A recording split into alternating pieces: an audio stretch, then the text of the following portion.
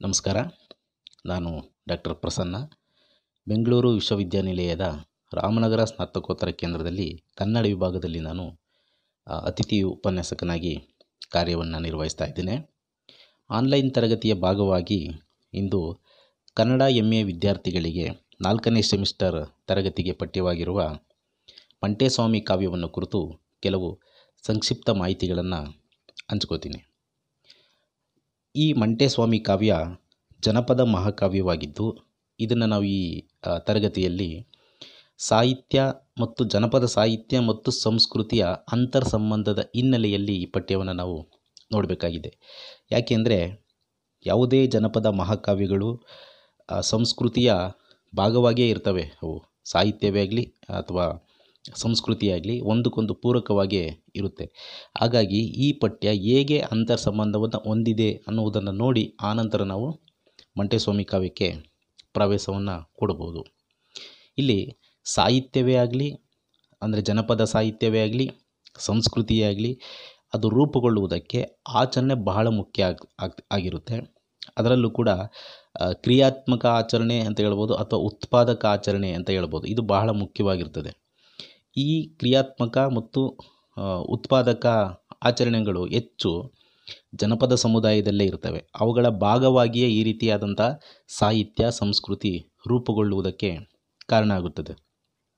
ಒಂದು ಜನ ಸಮುದಾಯದ ನಂಬಿಕೆಗಳು ಅಥವಾ ಅವರು ಅನುಸರಿಸ್ತಕ್ಕಂಥ ಜೀವನ ಮೌಲ್ಯಗಳು ಇವು ನಿರಂತರವಾಗಿ, ಅಂದರೆ ತಲೆಮಾರಿನಿಂದ ತಲೆಮಾರಿಗೆ ಅವರ ನಡಾವಳಿಗಳಲ್ಲಿ ಅವು ಸಾಗುತ್ತಾ ಬಂದು ಆಚರಣೆಗಳಿಗೆ ಬಂದಾಗ ಅದು ಒಂದು ಸಂಸ್ಕೃತಿಯಾಗಿ ರೂಪುಗೊಳ್ತಾ ಹೋಗುತ್ತೆ. ಆ ಸಂಸ್ಕೃತಿ ಮತ್ತೆ ಅದು ತಲೆಮಾರಿನಿಂದ ತಲೆಮಾರಿಗೆ ಪರಂಪರಾಗತವಾಗಿ ಮುಂದುವರಿತಾ ಇರ್ತದೆ. ಅದು ಮೌಖಿಕವಾಗಿಯೂ ಕೂಡ ಪ್ರಸಾರ ಆಗ್ತಾ ಇರ್ತದೆ. ಹೀಗೆ ಸಂಸ್ಕೃತಿ ಮತ್ತು ಜೀವನದ ಕೆಲವು ನಡಾವಳಿಗಳು ಮೌಖಿಕವಾಗಿ ಪ್ರಸಾರವಾಗುವಾಗ ಸಾಹಿತ್ಯವು ಕೂಡ ಅಲ್ಲಿ ರೂಪು ಪಡೆಯುತ್ತೆ. ಹೀಗೆ ಸಾಹಿತ್ಯ ಮತ್ತು ಸಂಸ್ಕೃತಿ ಜನಪದದಲ್ಲಿ ಎರಡೂ ಕೂಡ ಸಮುದಾಯದ ಒಪ್ಪಿಗೆಯನ್ನು ಪಡೆದುಕೊಂಡೇ ಮುಂದುವರಿತಾ ಇರ್ತವೆ ಅವು. ಏಕೆಂದರೆ ಜನಪದ ಸಂಸ್ಕೃತಿಯಲ್ಲಿ ಅಥವಾ ಜನಪದ ಸಾಹಿತ್ಯವೇ ಆಗಲಿ, ಅಲ್ಲಿ ವ್ಯಕ್ತಿ ವಾರಸುದಾರನಲ್ಲ, ಅಲ್ಲಿ ಜನಸಮುದಾಯದ ಜೀವನ ಮೌಲ್ಯದ ಅದು ಒಟ್ಟು ಮೌಲ್ಯಗಳನ್ನು ಒಳಗೊಂಡಿರುತ್ತದೆ. ಹಾಗಾಗಿ ಇದು ಸಮುದಾಯದ ಸೃಷ್ಟಿಯಾಗಿರುವುದರಿಂದ ಇಲ್ಲಿ ನಾವು ಏಕ ವ್ಯಕ್ತಿಯನ್ನು ವಾರಸುದಾರನಾಗಿ ಕರೆಯಲಿಕ್ಕೆ ಸಾಧ್ಯ ಇಲ್ಲ.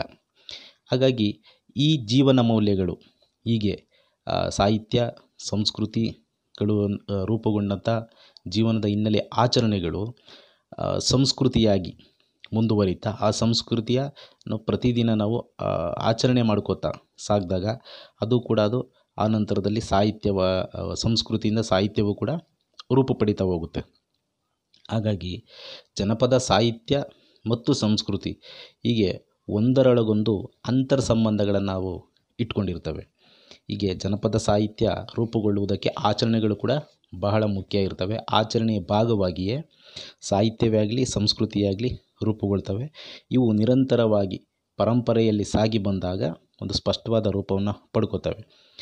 ಅಷ್ಟೇ ಅಲ್ಲ, ಅವು ಕಾಲದಿಂದ ಕಾಲಕ್ಕೆ ತಮ್ಮ ಸ್ವರೂಪವನ್ನು ಬದಲು ಮಾಡ್ಕೋತಾ ಇರ್ತಾವೆ. ಹೀಗೆ ನಿರ್ದಿಷ್ಟವಾಗಿ ಇರಬೇಕು ಅನ್ನುವಂಥ ನಿಯಮಗಳು ಕೂಡ ಈ ಜನಪದ ಸಾಹಿತ್ಯ ಮತ್ತು ಸಂಸ್ಕೃತಿಗಳಿಗೆ ಇಲ್ಲ. ಅವು ಕಾಲದ ಒಂದು ಅರಿವಿನಲ್ಲಿ, ಚಲನಶೀಲತೆಯೇ ಇವುಗಳ ಮುಖ್ಯವಾದ ಲಕ್ಷಣ. ಕಾಲದ ಅರಿವಿನಲ್ಲಿ ಅವುಗಳ ಮೌಲ್ಯ ನಮಗೆ ಜನಜೀವನದ ಮೇಲೆ ಪ್ರಭಾವವನ್ನು ಬೀರ್ತಾ ಇರ್ತದೆ ಅಂತಕ್ಕಂಥದ್ದನ್ನು ನಾವು ಹೇಳ್ಬೋದು. ಈ ಹಿನ್ನೆಲೆಯಲ್ಲಿ ಮಂಟೇಸ್ವಾಮಿ ಕಾವ್ಯವನ್ನು ನಾವು ಗಮನಿಸಿದಾಗ ಇದು ಕೇವಲ ಸಾಹಿತ್ಯ ಅಷ್ಟೇ ಮಾತ್ರವಲ್ಲ. ಇದು ಮಹಾಕಾವ್ಯ ಅಂತ ಹೇಳ್ತೀವಿ, ಜನಪದ ಮಹಾಕಾವ್ಯ ಅಂತ. ಇದು ಕೇವಲ ಜನಪದ ಮಹಾಕಾವ್ಯ ಅಷ್ಟೇ ಅಲ್ಲ, ಅದೊಂದು ಜನ ಸಂಸ್ಕೃತಿಯೂ ಕೂಡ ಆಗಿದೆ. ಏಕೆಂದರೆ ಇದು ಕಾಲಾದೇಶಗಳನ್ನು ಮೀರಿ ನಡೆಯುತ್ತಿರುವ ಜೀವನ ಮೌಲ್ಯಗಳನ್ನು ಇಲ್ಲಿ ನಾವು ಕಾಣ್ಬೋದಾಗಿದೆ. ಏಕೆಂದರೆ ಮಂಟೇಸ್ವಾಮಿ ನಮಗೆ 15ನೇ ಶತಮಾನದ ಚಾರಿತ್ರಿಕ ವ್ಯಕ್ತಿ ಅಂತ ಅಂದುಕೊಂಡ್ರೂ ಕೂಡ 15ನೇ ಶತಮಾನದಿಂದ ಇಲ್ಲಿವರೆಗೂ ಕೂಡ ಅದು ಜನರ ಜೀವನದೊಟ್ಟಿಗೆ ಆ ಸಂಸ್ಕೃತಿ ಅಂತಕ್ಕಂಥದ್ದು ನಡೀತಾನೇ ಇದೆ. ಹಾಗಾಗಿ ಕಾಲಾದೇಶಗಳನ್ನು ಮೀರಿ ಜೀವಂತ ಮೌಲ್ಯಗಳನ್ನು ಮೀರಿದ ಜೀವಂತ ಮೌಲ್ಯಗಳನ್ನು ನಾವಿಲ್ಲಿ ಕಾಣ್ಬೋದಾಗಿದೆ. ಈ ಕಾವ್ಯ ಮಂಟೇಸ್ವಾಮಿಯನ್ನು ಒಂದು ಕೇಂದ್ರ ಪ್ರಜ್ಞೆಯಾಗಿ ಅಥವಾ ಒಂದು ರೀತಿ ಚಲನಶೀಲತೆಗೆ ಆ, ನಾಯಕನನ್ನಾಗಿ ಅಥವಾ ಸಂಕೇತವನ್ನಾಗಿ ಇಟ್ಟುಕೊಂಡು ಈ ಜನ ಸಮುದಾಯಗಳು ಒಪ್ಪಿ ನಡೆಯುತ್ತಿರುವ ಒಂದು ರೀತಿಯಾದ ಮೌಲ್ಯವಾಗಿದೆ. ಈ ಮುನ್ನಡೆಗೆ ಯಾರ ನಿರ್ದೇಶನವೂ ಬೇಕಿಲ್ಲ. ಅದು ಸಮುದಾಯದ ಪ್ರಜ್ಞೆ ಮತ್ತು ಸಾಮೂಹಿಕ ಪ್ರಜ್ಞೆಯ ಪರಂಪರೆಯ ಅರಿವಾಗಿದೆ. ಈ ರೀತಿಯಾದಂಥ ಚಲನಶೀಲತೆಗೆ ಯಾವುದೇ ವ್ಯವಸ್ಥೆಯ ನಿರ್ದೇಶನ ಅಲ್ಲಿ ಇರುವುದಿಲ್ಲ. ಅಲ್ಲಿ ಸಮುದಾಯದ ಪ್ರಜ್ಞೆ ಮತ್ತು ಸಾಮೂಹಿಕ ಪ್ರಜ್ಞೆಯ ಅರಿವು ಮತ್ತು ಪರಂಪರೆಯಿಂದ ಬಂದಂತಹ ಅರಿವು ಬಹಳ ಮುಖ್ಯವಾಗಿ ಇರುತ್ತೆ. ಹೀಗೆ ಮಂಟೆಸ್ವಾಮಿ ಕಾವ್ಯ ಸಾಹಿತ್ಯ ಮತ್ತು ಸಂಸ್ಕೃತಿ ಈ ಎರಡರಿಂದಲೂ ಕೂಡ ರೂಪುಗೊಂಡಿದೆ. ಇದು ಆಚರಣೆ ಮತ್ತು ಸಾಹಿತ್ಯ, ಆಚರಣೆಯ ಹಿನ್ನೆಲೆಯಲ್ಲೂ ಕೂಡ ಒಂದು ಧಾರ್ಮಿಕ ಆಚರಣೆ ಇರ್ಬೋದು, ಅಥವಾ ಮಂಟೆಸ್ವಾಮಿಯ ಪರಂಪರೆಯಲ್ಲಿ ಬರ್ತಕ್ಕಂಥ ಆಚರಣೆಗಳಿರ್ಬೋದು. ಆ ಆಚರಣೆಯಿಂದ ರೂಪ ಪಡೆದಂಥ ಮೌಖಿಕ ಸಾಹಿತ್ಯ ಈ ಎರಡೂ ಕೂಡ ಈ ಕಾವ್ಯದಲ್ಲಿ ಒಂದರೊಳಗೊಂದು ಅಂತರ್ಸಂಬಂಧವನ್ನು ಹೊಂದಿರತಕ್ಕಂಥದ್ದನ್ನು ನಾವು ಕಾಣ್ಬೋದಾಗಿದೆ. ಇದಕ್ಕೆ ಸಂಬಂಧಿಸಿದಂತೆ ಮಂಟೆಸ್ವಾಮಿ ಕಾವ್ಯಕ್ಕೆ ಸಂಬಂಧಿಸಿದಂತೆ ಕೆಲವು ಸಂಕ್ಷಿಪ್ತ ಮಾಹಿತಿಗಳನ್ನು, ಆರಂಭಿಕ ಮಾಹಿತಿಗಳನ್ನು ನೋಡೋದಾದರೆ, ಮಂಟೆಸ್ವಾಮಿ ಕಾವ್ಯ ಮೊದಲೇ ಹೇಳಿದಾಗೆ ನಾನು ಒಂದು ಜನಪದ ಮಹಾಕಾವ್ಯ. ಈ ಜನಪದ ಮಹಾಕಾವ್ಯಗಳನ್ನು, ಅವುಗಳ ಸ್ವರೂಪವನ್ನು ಸ್ವಲ್ಪ ನಾವು ಗಮನಿಸಿದಾಗ ಇವು ಧಾರ್ಮಿಕ ಆಚರಣೆಯ ಕಾವ್ಯಗಳು ಆಗಿದ್ದಾವೆ. ಅಷ್ಟೇ ಅಲ್ಲ, ಕಾಲದಿಂದ ಕಾಲಕ್ಕೆ ಅಥವಾ ಕಾಲದ ಅರಿವಿನಲ್ಲಿ ಜನಗಳ ಒಂದು ಜೀವನ ಮೌಲ್ಯವನ್ನು ಕೊಂಡೊಯ್ಯುವಂಥ ಒಂದು ಪರಂಪರೆಯೂ ಕೂಡ ಆಗಿವೆ ಇವು. ಈ ಎರಡರ ಅರಿವಿನಲ್ಲಿಯೂ ಕೂಡ ತಮ್ಮ ಅಸ್ತಿತ್ವವನ್ನು ಪಡ್ಕೊಳ್ತವೆ ಜನಪದ ಮಹಾಕಾವ್ಯಗಳು. ಇಲ್ಲಿ ಜನ ಸಮುದಾಯದ ನಂಬಿಕೆ, ಆಚರಣೆಗಳು ಮತ್ತು ಇತಿಹಾಸದೊಂದಿಗೆ ಒಟ್ಟಾಗಿ ಸೇರಿ ರೂಪುಗೊಳ್ಳುವ ಸಾಂಸ್ಕೃತಿಕ ಚರಿತ್ರೆಗಳಾಗಿವೆ ಇವು. ಜನಪದ ಮಹಾಕಾವ್ಯಗಳು ಕೇವಲ ಆಚರಣೆಯ ಭಾಗ ಅಷ್ಟೇ ಅಲ್ಲ, ನಂಬಿಕೆಯ ಭಾಗ ಅಷ್ಟೇ ಅಲ್ಲ, ಅವು ಆಯಾ ಕಾಲಘಟ್ಟದ ಇತಿಹಾಸವನ್ನು ತನ್ನೊಟ್ಟಿಗೆ ಅವು ಬೆಸೆದುಕೊಂಡಿರ್ತವೆ. ಹಾಗಾಗಿ ಇವು ಒಂದು ರೀತಿ ಸಾಂಸ್ಕೃತಿಕ ಚರಿತ್ರೆಗಳಾಗಿ ನಮಗೆ ಕಂಡುಬರ್ತವೆ. ಅಷ್ಟೇ ಅಲ್ಲ, ಜೀವಪರವಾದಂಥ ಮೌಲ್ಯಗಳ ಪ್ರಸಾರ ಮಾಡುವುದು ಮತ್ತು ಪ್ರತಿಪಾದನೆ ಮಾಡುವುದು ಕೂಡ ಇಲ್ಲಿ ನಡೆಯುತ್ತೆ. ಮುಖ್ಯವಾಗಿ ಸಮಕಾಲೀನ ಜನಜೀವನಕ್ಕೆ ಮಾರ್ಗದರ್ಶಿಯಾಗಿಯೂ ಕೂಡ ಇವು ತಮ್ಮ ಕಾರ್ಯವನ್ನು ನಿರ್ವಹಿಸ್ತವೆ. ಈ ಜನಪದ ಮಹಾಕಾವ್ಯಗಳು ಏನು ತಲೆಮಾರಿನಿಂದ ತಲೆಮಾರಿಗೆ ಅಥವಾ ಪರಂಪರೆಯಲ್ಲಿ ಸಾಗಿ ಬಂದಿದ್ದಾವೆ, ಆ ಅರಿವಿನಲ್ಲಿ ಸಮಕಾಲೀನ ಬದುಕನ್ನು ಪ್ರಭಾವಿಸ್ತಾನೆ ಬರ್ತವೆ ಇವು. ಅಂದರೆ ಸಮಕಾಲೀನಲ್ಲಿ ಒದಗಬಹುದಾದಂಥ ಕೇಡುಗಳನ್ನು ಎಚ್ಚರಿಸ್ತಾ ಜನಜೀವನವನ್ನು ಒಂದು ರೀತಿಯಲ್ಲಿ ಸುಧಾರಣೆ ಮಾಡ್ತಾ ಇವು ಮುನ್ನಡೀತಾ ಇರ್ತವೆ.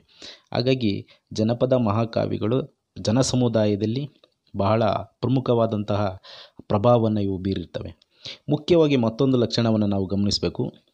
ಯಾವುದೇ ಜನಪದ ಮಹಾಕಾವ್ಯಗಳು ಒಬ್ಬ ಜನಪದ ನಾಯಕನನ್ನು ಅಥವಾ ಧಾರ್ಮಿಕ ನಾಯಕನ ಚರಿತ್ರೆಯನ್ನು ಇಟ್ಕೊಂಡು ಅದರೊಟ್ಟಿಗೆ ಸಮಕಾಲೀನ ಜನಜೀವನ ಬೆಸೆಯುತ್ತಾ ಕಾವ್ಯವನ್ನು ಕಟ್ಟುವುದನ್ನು ಅಥವಾ ಹಾಡುವುದನ್ನು ನಾವು ಕಾಣ್ಬೋದು. ಹೀಗೆ ಒಬ್ಬ ನಾಯಕನನ್ನು ಚರಿತ್ರೆಯನ್ನು ಇಟ್ಕೊಂಡ್ರೂ ಕೂಡ ಆ ನಾಯಕನೊಟ್ಟಿಗೆ ಆ ಜನ ಸಮುದಾಯದ, ಆ ಕಾಲಘಟ್ಟದ ಜನ ಸಮುದಾಯದ ಬದುಕು ಅಥವಾ ಚರಿತ್ರೆ ಏನಿರ್ತದೆ ಅದು ಕೂಡ ಒಟ್ಟೊಟ್ಟಿಗೆ ಬರ್ತಾ ಇರ್ತದೆ. ಇಲ್ಲಿ ಮಂಟೆಸ್ವಾಮಿ ಕಾವ್ಯದಲ್ಲಿ ಮಂಟೆಸ್ವಾಮಿಯನ್ನು ಕಾವ್ಯದ ನಾಯಕನನ್ನಾಗಿ ಇಟ್ಕೊಂಡ್ರೂ ಕೂಡ ಅವನೊಟ್ಟಿಗೆ ಅಂದಿನ ಕಾಲದ ಸಾಂಸ್ಕೃತಿಕ ಜೀವನ ಹೇಗಿತ್ತು ಅನ್ನುವುದು ಕೂಡ ನಮಗೆ ತಿಳಿತಾ ಹೋಗುತ್ತೆ. ಹಾಗಾಗಿ ಮಂಟೆಸ್ವಾಮಿಯಲ್ಲಿ ಕೇಂದ್ರ ಪ್ರಜ್ಞೆಯಾಗಿ ಇಟ್ಕೊಂಡು ಜನಜೀವನವನ್ನು ಅರಿಯುವಂಥ ಕೆಲಸವನ್ನು ಇಲ್ಲಿ ಮಹಾಕಾವ್ಯ ಇದು ಮಾಡ್ತಾ ಹೋಗುತ್ತೆ. ಕೆಲವು ಜನಪದ ಮಹಾಕಾವ್ಯಗಳನ್ನು ನಾವು ನೋಡೋದಾದರೆ, ಮಂಟೆಸ್ವಾಮಿ ಕಾವ್ಯ, ಮಲೆ ಮಹದೇಶ್ವರ ಕಾವ್ಯ, ಹಾಲುಮತದ ಕಾವ್ಯ, ಮೈಲಾರಲಿಂಗನ ಕಾವ್ಯ, ಜುಂಜಪ್ಪನ ಕಾವ್ಯ, ಯಲ್ಲಮ್ಮನ ಕಾವ್ಯ, ಸಿರಿಕಾವ್ಯ, ಹೀಗೆ ಅನೇಕ 10 ಹಲವು ಮಹಾಕಾವ್ಯಗಳನ್ನು, ಜನಪದ ಮಹಾಕಾವ್ಯಗಳನ್ನು ನಾವು ಇಲ್ಲಿ ಕನ್ನಡದ ನೆಲದಲ್ಲಿ ಕಾಣ್ಬೋದು. ಅವುಗಳಲ್ಲಿ ನಾವು ಇವತ್ತು ಮಂಟೆಸ್ವಾಮಿ ಕಾವ್ಯವನ್ನು ಪ್ರಮುಖವಾಗಿ ನೋಡಲಾಗುತ್ತೆ. ಇದೊಂದು ಜನಪದ ಸಮುದಾಯದಿಂದ ರೂಪ ಪಡೆದಿರತಕ್ಕಂಥ ಒಂದು ಸಾಂಸ್ಕೃತಿಕ ಚಳುವಳಿಯನ್ನು ಮುನ್ನಡೆಸಿದಂಥ ಒಬ್ಬ ನಾಯಕನ ಚರಿತ್ರೆಯೂ ಹೌದು ಮತ್ತು ಒಂದು ಜನ ಸಮುದಾಯದ ಸಾಂಸ್ಕೃತಿಕ ಚರಿತ್ರೆಯೂ ಕೂಡ ಹೌದು. ಹಾಗಾಗಿ ಮಂಟೆಸ್ವಾಮಿ ಕಾವ್ಯ ಬಹಳ ಮುಖ್ಯವಾಗಿದೆ. ಇಲ್ಲಿ ಮಂಟೆಸ್ವಾಮಿಯನ್ನು ಕಾವ್ಯದಲ್ಲಿ ಒಂದು ರೀತಿಯಲ್ಲಿ ದೈವತ್ವದ ನೆಲೆಯಲ್ಲಿ ಚಿತ್ರಿಸಿರ್ತಕ್ಕಂಥದ್ದನ್ನು ನಾವು ಕಾಣ್ತಾ ಹೋಗ್ತೀವಿ. ಆದರೆ ಮಂಟೆಸ್ವಾಮಿ ಒಬ್ಬ ಚಾರಿತ್ರಿಕ ವ್ಯಕ್ತಿ. ಅವನೊಬ್ಬ 15ನೇ ಶತಮಾನದಲ್ಲಿದ್ದಂಥ ಒಬ್ಬ ಚಾರಿತ್ರಿಕ ವ್ಯಕ್ತಿ ಅಂತಕ್ಕಂಥದ್ದು ನಿರ್ವಿವಾದ. ಇಲ್ಲಿ ಜನಸಮುದಾಯಗಳು ಏನು ಮಾಡ್ತವೆ, ತಮ್ಮ ಜನಜೀವನದ ಮೇಲೆ ಪ್ರಭಾವವನ್ನು ಬೀರ್ತಕ್ಕಂಥ ಯಾವುದೇ ಒಬ್ಬ ನಾಯಕನೇ ಇರ್ಬೋದು, ಅವನೇನಾಗ್ತಾನೆ ಅಂದರೆ ಕಾಲಾನಂತರದಲ್ಲಿ ಒಂದು ರೀತಿ ಪೌರಾಣಿಕ ವ್ಯಕ್ತಿಯಾಗಿ ಪರಿವರ್ತನೆ ಆಗಿಬಿಡ್ತಾನೆ ಅಥವಾ ದೈವತ್ವದ ನೆಲೆಗೆ ಏರ್ಬಿಡ್ತಾನೆ.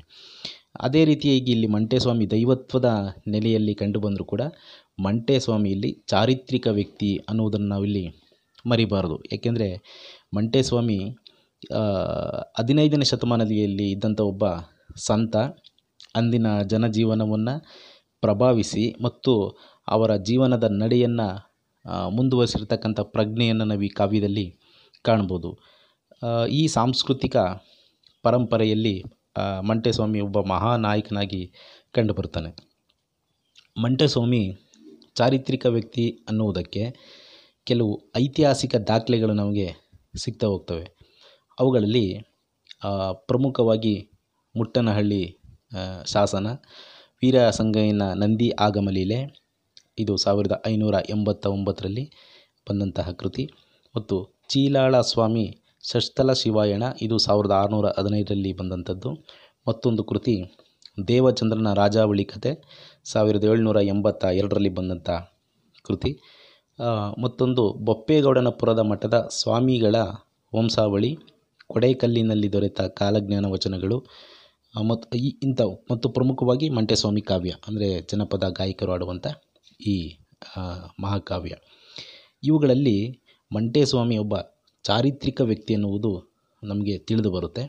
ಹಾಗಾಗಿ 15ನೇ ಶತಮಾನದಲ್ಲಿ ಇದ್ದಂಥ ಒಬ್ಬ ಸಾಂಸ್ಕೃತಿಕ ನಾಯಕ ಅಂತ ಹೇಳ್ಬೋದು ಮಂಟೇಸ್ವಾಮಿಯ.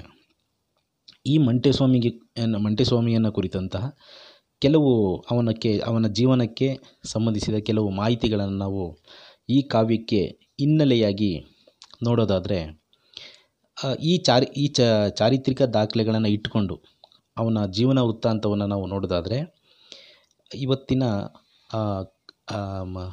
ಕರ್ನಾಟಕದ ದಕ್ಷಿಣ ಭಾಗದಲ್ಲಿ ಅಂದರೆ ಇವತ್ತಿನ ಮೈಸೂರು ಅಥವಾ ಹಳೆ ಮೈಸೂರು ಭಾಗದಲ್ಲಿ ಮಂಟೇಸ್ವಾಮಿ ತನ್ನ ಸಾಂಸ್ಕೃತಿಕ ಚಳುವಳಿಯನ್ನು ಮಾಡಿರ್ತಕ್ಕಂಥದ್ದು ನಮಗೆ ಕಂಡುಬರ್ತದೆ. ಇಲ್ಲಿ 15ನೇ ಶತಮಾನದಲ್ಲಿ ಗುರುಬಾರಲಿಂಗಯ್ಯ ಮತ್ತು ಮಂಟೇಸ್ವಾಮಿ ಇವರು ಗುರು ಶಿಷ್ಯರು ಇರ್ತಾರೆ. ಗುರು ಮರಣಕಾಲದಲ್ಲಿ ತನ್ನ ಶಿಷ್ಯ ಮಂಟೇಸ್ವಾಮಿಯನ್ನು ಕರೆದು ಕೊಡೇಕಲ್ಲಿಗೆ ಹೋಗಿ ತನ್ನ ಕಾಯಸಿದ್ಧಿಯನ್ನು ಪಡೆದು ಬರುವಂತೆ ಆಜ್ಞಾಪಿಸ್ತಾನೆ. ಈ ಗುರು ಆಜ್ಞೆಯಿಂದ ಮಂಟೇಸ್ವಾಮಿ ಕೊಡೇಕಲ್ಲಿಗೆ ಹೋಗ್ತಾನೆ. ಅಂದರೆ ಕೊಡೇಕಲ್ಲು ಇವತ್ತಿನ ಗುಲ್ಬರ್ಗ ಜಿಲ್ಲೆಯ ಸುರಪುರ ತಾಲೂಕಿನಲ್ಲಿ ಇದೆ. ಆ ಕೊಡೇಕಲ್ಲಿಗೆ ಹೋಗಿ ಸಿದ್ಧಿ ಸಾಧನೆಗಳನ್ನು ಪಡ್ಕೊಂಡು ಆ ನಂತರ ಮತ್ತೆ ಅವನು ಮೈಸೂರು ಭಾಗಕ್ಕೆ ಹಿಂದಿರುಗ್ತಾನೆ. ಹಾಗೆ ಅವನು ಕೊಡೇಕಲ್ಲಿನಿಂದ ಕಾಯಸಿದ್ಧಿಯನ್ನು ಪಡೆದುಕೊಂಡು ದಕ್ಷಿಣಕ್ಕೆ ಹಿಂದಿರುಗುವ ಅವನ ನಡೆ ಇದೆಯಲ್ಲ, ಅವನ ನಡೆಯೇ ಇಲ್ಲಿ ಕಾವ್ಯದ ಮುಖ್ಯವಾಗಿ ಕಾವ್ಯದ ಚಲನೆಯಾಗಿ ನಾವು ನೋಡ್ಬೋದು. ಈ ಮಂಟೇಸ್ವಾಮಿ ಈ ನಡೆ ಇದೆಯಲ್ಲ, ಉತ್ತರದಿಂದ ದಕ್ಷಿಣಕ್ಕೆ ಬರ್ತಕ್ಕಂಥದ್ದು, ಕಾಯಸಿದ್ಧಿಯನ್ನು ಪಡೆದುಕೊಂಡು ಉತ್ತರದಿಂದ ದಕ್ಷಿಣಕ್ಕೆ ಬರ್ತಕ್ಕಂಥದ್ದು ಅವನ ನಡೆ ಕೇವಲ ನಡೆಯಲ್ಲ, ಅದೊಂದು ರೀತಿಯಲ್ಲಿ ಜನಸಮುದಾಯವನ್ನು ಸಾಂಸ್ಕೃತಿಕವಾಗಿ ಪ್ರಭಾವಿಸುವಂತಹ ಕ್ರಿಯಾಶೀಲವಾದಂತಹ ಮತ್ತು ಪ್ರಗತಿಶೀಲವಾದಂತಹ ಜನರ ಸಾಮಾಜಿಕ ಸಾಂಸ್ಕೃತಿಕ ಬದುಕನ್ನು ಸಂಚಲನ ಮಾಡುವಂಥ ನಡೆಯಾಗಿ ನಮಗೆ ಕಂಡುಬರ್ತದೆ. ಈ ನಡೆಯನ್ನೇ ಈ ಕಾವ್ಯ ನಿರೂಪಿಸ್ತಾ ಇರ್ತಕ್ಕಂಥದ್ದನ್ನು ನಾವು ಕಾಣಬಹುದು. ಹೀಗೆ ಉತ್ತರದಿಂದ ದಕ್ಷಿಣಕ್ಕೆ ಬರುವ ಮಂಟೇಸ್ವಾಮಿ ಮೈಸೂರನ್ನು ಕೇಂದ್ರವಾಗಿಟ್ಕೊಂಡು, ಅಂದರೆ ಮೈಸೂರಿನ ಸುತ್ತಮುತ್ತಲ ಭಾಗ, ಮೈಸೂರು, ಚಾಮರಾಜನಗರ, ಹೀಗೆ ಹಳೆ ಮೈಸೂರು ಅಂತ ನಾವು ಏನು ಕರಿತೀವಿ, ಮೈಸೂರು ಸಂಸ್ಥಾನದ ಪ್ರಾಂತ್ಯ, ಇದನ್ನು ಕೇಂದ್ರವಾಗಿಟ್ಕೊಂಡು ಅದನ್ನು ತನ್ನ ಸಾಂಸ್ಕೃತಿಕ ಸಂಚಲನಕ್ಕೆ ಕೇಂದ್ರವಾಗಿ ಇಟ್ಕೊಂಡು ಅನೇಕ ರೀತಿಯಲ್ಲಿ ಜನರ ಬದುಕನ್ನು ಪ್ರಭಾವಿಸ್ತಾನೆ. ಮುಖ್ಯವಾಗಿ ನಾವು ಗಮನಿಸೋದಾದರೆ, ಜಾತಿ, ಲಿಂಗ, ಮೇಲು ಕೀಳುಗಳೆಂಬ ಅಂತಸ್ತುಗಳನ್ನು ಮೀರಿದ ಮಾನವ ಸಂಬಂಧಗಳನ್ನು ಮತ್ತು ಪ್ರಾಕೃತಿಕ ಸಂಪತ್ತಿನ ಸಮಾನ ಹಂಚಿಕೆಯನ್ನು ಇವನು ಪ್ರತಿಪಾದಿಸ್ತಾನೆ. ಅಂದರೆ ಯಾವುದೇ ರೀತಿಯಾದಂತಹ ಭಿನ್ನ ಭಾವಗಳು, ಜಾತಿ, ಲಿಂಗ, ಮೇಲು ಕೀಳು ಇವುಗಳನ್ನು ಮೀರಿದಂಥ, ಬಡವ ಬಲ್ಲಿದ ಇವುಗಳನ್ನು ಮೀರಿದಂಥ ಮತ್ತು ಸಂಪತ್ತಿನ ಸಮಾನ ಹಂಚಿಕೆ, ಈ ಎರಡನ್ನೂ ಕೂಡ ಮಂಟೇಸ್ವಾಮಿ ಪ್ರತಿಪಾದಿಸುವುದನ್ನು ನಾವಿಲ್ಲಿ ಕಾಣ್ಬೋದು. ಪ್ರಮುಖವಾಗಿ ಇದೊಂದು ಅವೈದಿಕ ಚಳುವಳಿ ಅಂತಲೇ ಕರಿಬೋದು. ಏಕೆಂದರೆ ಯಾವ ಸಂಸ್ಕೃತಿ ಒಂದು ಮುಖ್ಯ ದಾರಿಯಲ್ಲಿ ಶ್ರೇಷ್ಠತೆಯ ಒಂದು ನೆಲೆಯಲ್ಲಿ ಇತ್ತೋ ಆ ಶ್ರೇಷ್ಠತೆಯ ನೆಲೆಯಿಂದ ಜನಜೀವನವನ್ನು ಅವೈದಿಕ ನೆಲೆಯಲ್ಲಿ ಸಂಘಟಿಸ್ತಕ್ಕಂಥದ್ದು. ಅಂದರೆ ಇಲ್ಲಿ ಜನರ ಜೀವನವೇ ಮುಖ್ಯ. ಆಚರಣೆಗಿಂತಲೂ ಕೂಡ ಇಲ್ಲಿ ಮಾನವ ಸಂಬಂಧಗಳು ಬಹಳ ಮುಖ್ಯ ಆಗ್ತಾ ಹೋಗ್ತವೆ. ಆ ಮಾನವ ಸಂಬಂಧಗಳು ಮತ್ತು ಮನುಷ್ಯನ ಬದುಕು ಪ್ರಕೃತಿ ದತ್ತವಾದಂತಹ ನೆಲೆಗೆ ಕೊಂಡೊಯ್ಯುವಂತಹ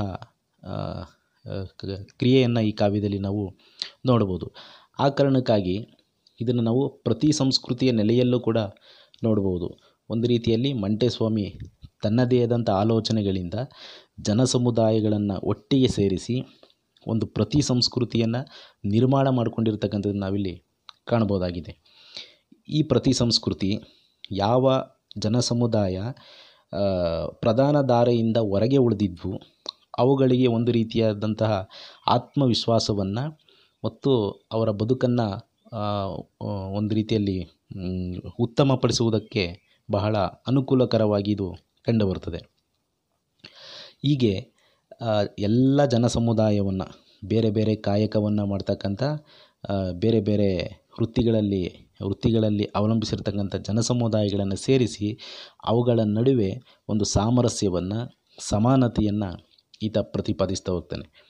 ಹೀಗೆ ಈ ಸಮಾನತೆಯಲ್ಲಿ ಅಥವಾ ಈ ಒಂದು ಕ್ರಿಯೆಯಲ್ಲಿ ಸಮಾನತೆಯನ್ನು ಸಾಧಿಸುವಂತಹ ಈ ಕ್ರಿಯೆಯಲ್ಲಿ ಪಾಲ್ಗೊಳ್ಳುವಂತಹ ಬಹುತೇಕ ಎಲ್ಲ ಜನ ಸಮುದಾಯಗಳು ಕೂಡ ಮೊದಲೇ ಹೇಳ್ದಂಗೆ ಒಂದು ರೀತಿ ಶ್ರಮ ಸಂಸ್ಕೃತಿಯ ಹಿನ್ನೆಲೆಯಲ್ಲೇ ಬಂದಿರ್ತವೆ. ಯಾವುದಾದ್ರೂ ಒಂದು ವೃತ್ತಿಯನ್ನು ಒಳಗೊಂಡಿರ್ತವೆ ಅಂತ ಹೇಳಿದ್ರೆ ಸಮ ಸಂಸ್ಕೃತಿ ಹಿನ್ನೆಲೆಯಲ್ಲಿ ಬಂದಂಥ ಸಮುದಾಯಗಳೇ ಆಗಿದ್ದಾವೆ. ಹಾಗಾಗಿ ಇಲ್ಲಿ ಪರಂಪರೆಯ ಬಹುಮುಖ್ಯ ಲಕ್ಷಣ ಅಂದರೆ ಜನಜೀವನವನ್ನು ಮತ್ತು ಮಾನವ ಸಂಬಂಧಗಳನ್ನು ಕಟ್ಟುವುದರ ಕಡೆಗಿನ ಚಲನೆಯಾಗಿದೆ. ಈ ಪರಂಪರೆ, ಈ ಮಂಟೇಸ್ವಾಮಿಯ ಪರಂಪರೆ ಬಹುಮುಖ್ಯವಾಗಿ ಜನಜೀವನವನ್ನು ಮತ್ತು ಮಾನವ ಸಂಬಂಧಗಳನ್ನು ಕಟ್ಟುವುದರ ಕಡೆಗಿನ ಚಲನೆಯಾಗಿದೆ ಮತ್ತು ಸಂಪತ್ತಿನ ಸಮಾನ ಹಂಚಿಕೆ ಇದು ಈ ಕಾವ್ಯದಲ್ಲಿ ಅಥವಾ ಮಂಟೇಸ್ವಾಮಿ ಪ್ರತಿಪಾದನೆ ಮಾಡುವಂಥ ಬಹುಮುಖ್ಯವಾದಂಥ ನೆಲೆ ಅಂತ ನನಗೆ ಕಾಣಿಸುತ್ತೆ. ಮಂಟೇಸ್ವಾಮಿಯ ಪ್ರಭಾವ ಜನಜೀವನದ ಮೇಲಷ್ಟೇ ಅಲ್ಲ, ಅವತ್ತಿನ ಆಡಳಿತ ಕೇಂದ್ರಗಳಾಗಿದ್ದಂತಹ ಕೆಲವು ಸಂಸ್ಥಾನಗಳ ಮೇಲೂ ಕೂಡ ಮಂಟೇಸ್ವಾಮಿ ತನ್ನ ಪ್ರಭಾವವನ್ನು ಬೀರಿರ್ತಕ್ಕಂಥದ್ದನ್ನು ನಾವು ಕಾಣ್ಬೋದು. ಮೈಸೂರು ಸಂಸ್ಥಾನವನ್ನು ನಾವು ನೋಡೋದಾದರೆ ಅಂದಿನ ಕಾಲದಲ್ಲಿ ಮೈಸೂರು ಒಡೆಯರಿಗೂ ಮತ್ತು ಕಾರುಗಳ್ಳಿ ಮಾರನಾಯಕನಿಗೂ ನಡೆದಂಥ ಯುದ್ಧದಲ್ಲಿ ಮೈಸೂರು ಒಡೆಯರು ಗೆದ್ದು ಮೈಸೂರು ಸಂಸ್ಥಾನವನ್ನು ಒಂದು ಸಮರ್ಥವಾಗಿ ಕಟ್ಟುವುದಕ್ಕೆ ಮತ್ತು ಈ ಸಂಸ್ಥಾನ ಏಳಿಗೆ ಹೊಂದಲಿಕ್ಕೆ ಮಂಟೇಸ್ವಾಮಿಯ ಪ್ರಭಾವ ಇರ್ತಕ್ಕಂಥದ್ದನ್ನು ವಿದ್ವಾಂಸರು ಗುರುತಿಸಿದ್ದಾರೆ. ಇದನ್ನು ಕೂಡ ನಾವು ಮಂಟೇಸ್ವಾಮಿ ಕಾವ್ಯದ ಹಲವು ಬೇರೆ ಬೇರೆ ಕಾವ್ಯಗಳಲ್ಲಿ ನಾವು ಗಮನಿಸ್ಬೋದಾಗಿದೆ.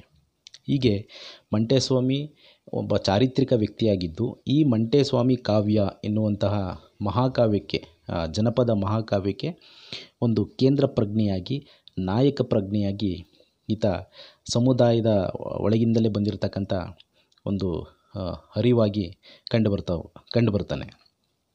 ಹೀಗೆ ಮಂಟೇಸ್ವಾಮಿ ಕಾವ್ಯವನ್ನು ಈ ಹಿನ್ನೆಲೆಯಲ್ಲಿ ನಾವು ಪ್ರವೇಶ ಮಾಡುವುದಾದರೆ ಈ ಕಾವ್ಯವನ್ನು ಆಡ್ತಕ್ಕಂಥ ಕಲಾವಿದರ ಬಗ್ಗೆ ಸ್ವಲ್ಪ ಗಮನಿಸೋಣ. ಮಂಟೇಸ್ವಾಮಿ ಕಾವ್ಯವನ್ನು ಹಾಡುವಂಥ ಕಲಾವಿದರಿಗೆ ನೀಲಗಾರರು ಅಂತ ಕರೀತಾರೆ. ಮಂಟೇಸ್ವಾಮಿ ಪರಂಪರೆಯನ್ನು ಮುಂದುವರಿಸ್ತಾ ಇರ್ತಕ್ಕಂಥ ಒಂದು ಪರಂಪರೆಗೆ ಪರಂಪರಾಗತ ಮೌಲ್ಯಗಳನ್ನು ಮುಂದುವರಿಸ್ತಾ ಇರ್ತಕ್ಕಂಥ ಒಂದು ವೃತ್ತಿಗೆ ನೀಲಗಾರ ಅಂತ ನಾವು ಕರಿತೀವಿ. ಇಲ್ಲಿ ನೀಲಗಾರರು ಮಂಟೇಸ್ವಾಮಿ ಪರಂಪರೆಯ ಅನುಯಾಯಿಗಳಾಗಿದ್ದು ಅವರು ದೀಕ್ಷೆ ಪಡೆದವರಾಗಿರ್ತಾರೆ. ಮಂಟೇಸ್ವಾಮಿಯ ಒಂದು ದೀಕ್ಷೆಯನ್ನು ಪಡೆದವರಾಗಿರ್ತಾರೆ. ಇಲ್ಲಿ ಎರಡೂ ರೀತಿಯಾದಂಥ ನೀಲಗಾರರನ್ನು ಕಾಣ್ಬೋದು. ಒಂದು ಮೊದಲನೆಯದಾಗಿ ನೀಲಗಾರರು ಕೌಟುಂಬಿಕವಾದಂಥ ನೆಲೆಗೆ ಸೀಮಿತವಾಗಿರುವ ನೀಲಗಾರರಾದರೆ, ಮತ್ತೊಂದು ರೀತಿಯಾದ ನೀಲಗಾರರು ಸಿದ್ದಪ್ಪಾಜಿ ಅಥವಾ ಮಂಟೇಸ್ವಾಮಿಯ ಲೀಲೆಗಳನ್ನು ಹಾಡಿನ ಮೂಲಕ ಕಟ್ಟಿ ಹಾಡುವ ನೀಲಗಾರರು ಆಗಿರ್ತಾರೆ. ಹಾಗಾಗಿ ನೀಲಗಾರ ಪರಂಪರೆಯಲ್ಲಿ ಹಾಡುವ ನೀಲಗಾರರು ಒಂದು ಕಡೆ ಇದ್ದರೆ, ಕುಟುಂಬಕ್ಕೆ ಸೀಮಿತವಾಗಿರುವಂಥ ನೀಲಗಾರರು ಕೂಡ ಇರ್ತಾರೆ. ಅಂದರೆ ಇಬ್ಬರೂ ಕೂಡ ಒಂದೇ, ಆ ಪರಂಪರೆಯನ್ನು ಮುಂದುವರಿಸ್ತಕ್ಕಂಥ ಕಾಯಕವನ್ನು ಮಾಡ್ತಾ ಇರ್ತಾರೆ ಮತ್ತು ಪ್ರಮುಖವಾಗಿ ಇವರು ದೀಕ್ಷೆಯನ್ನು ಪಡೆದಿರ್ತಾರೆ.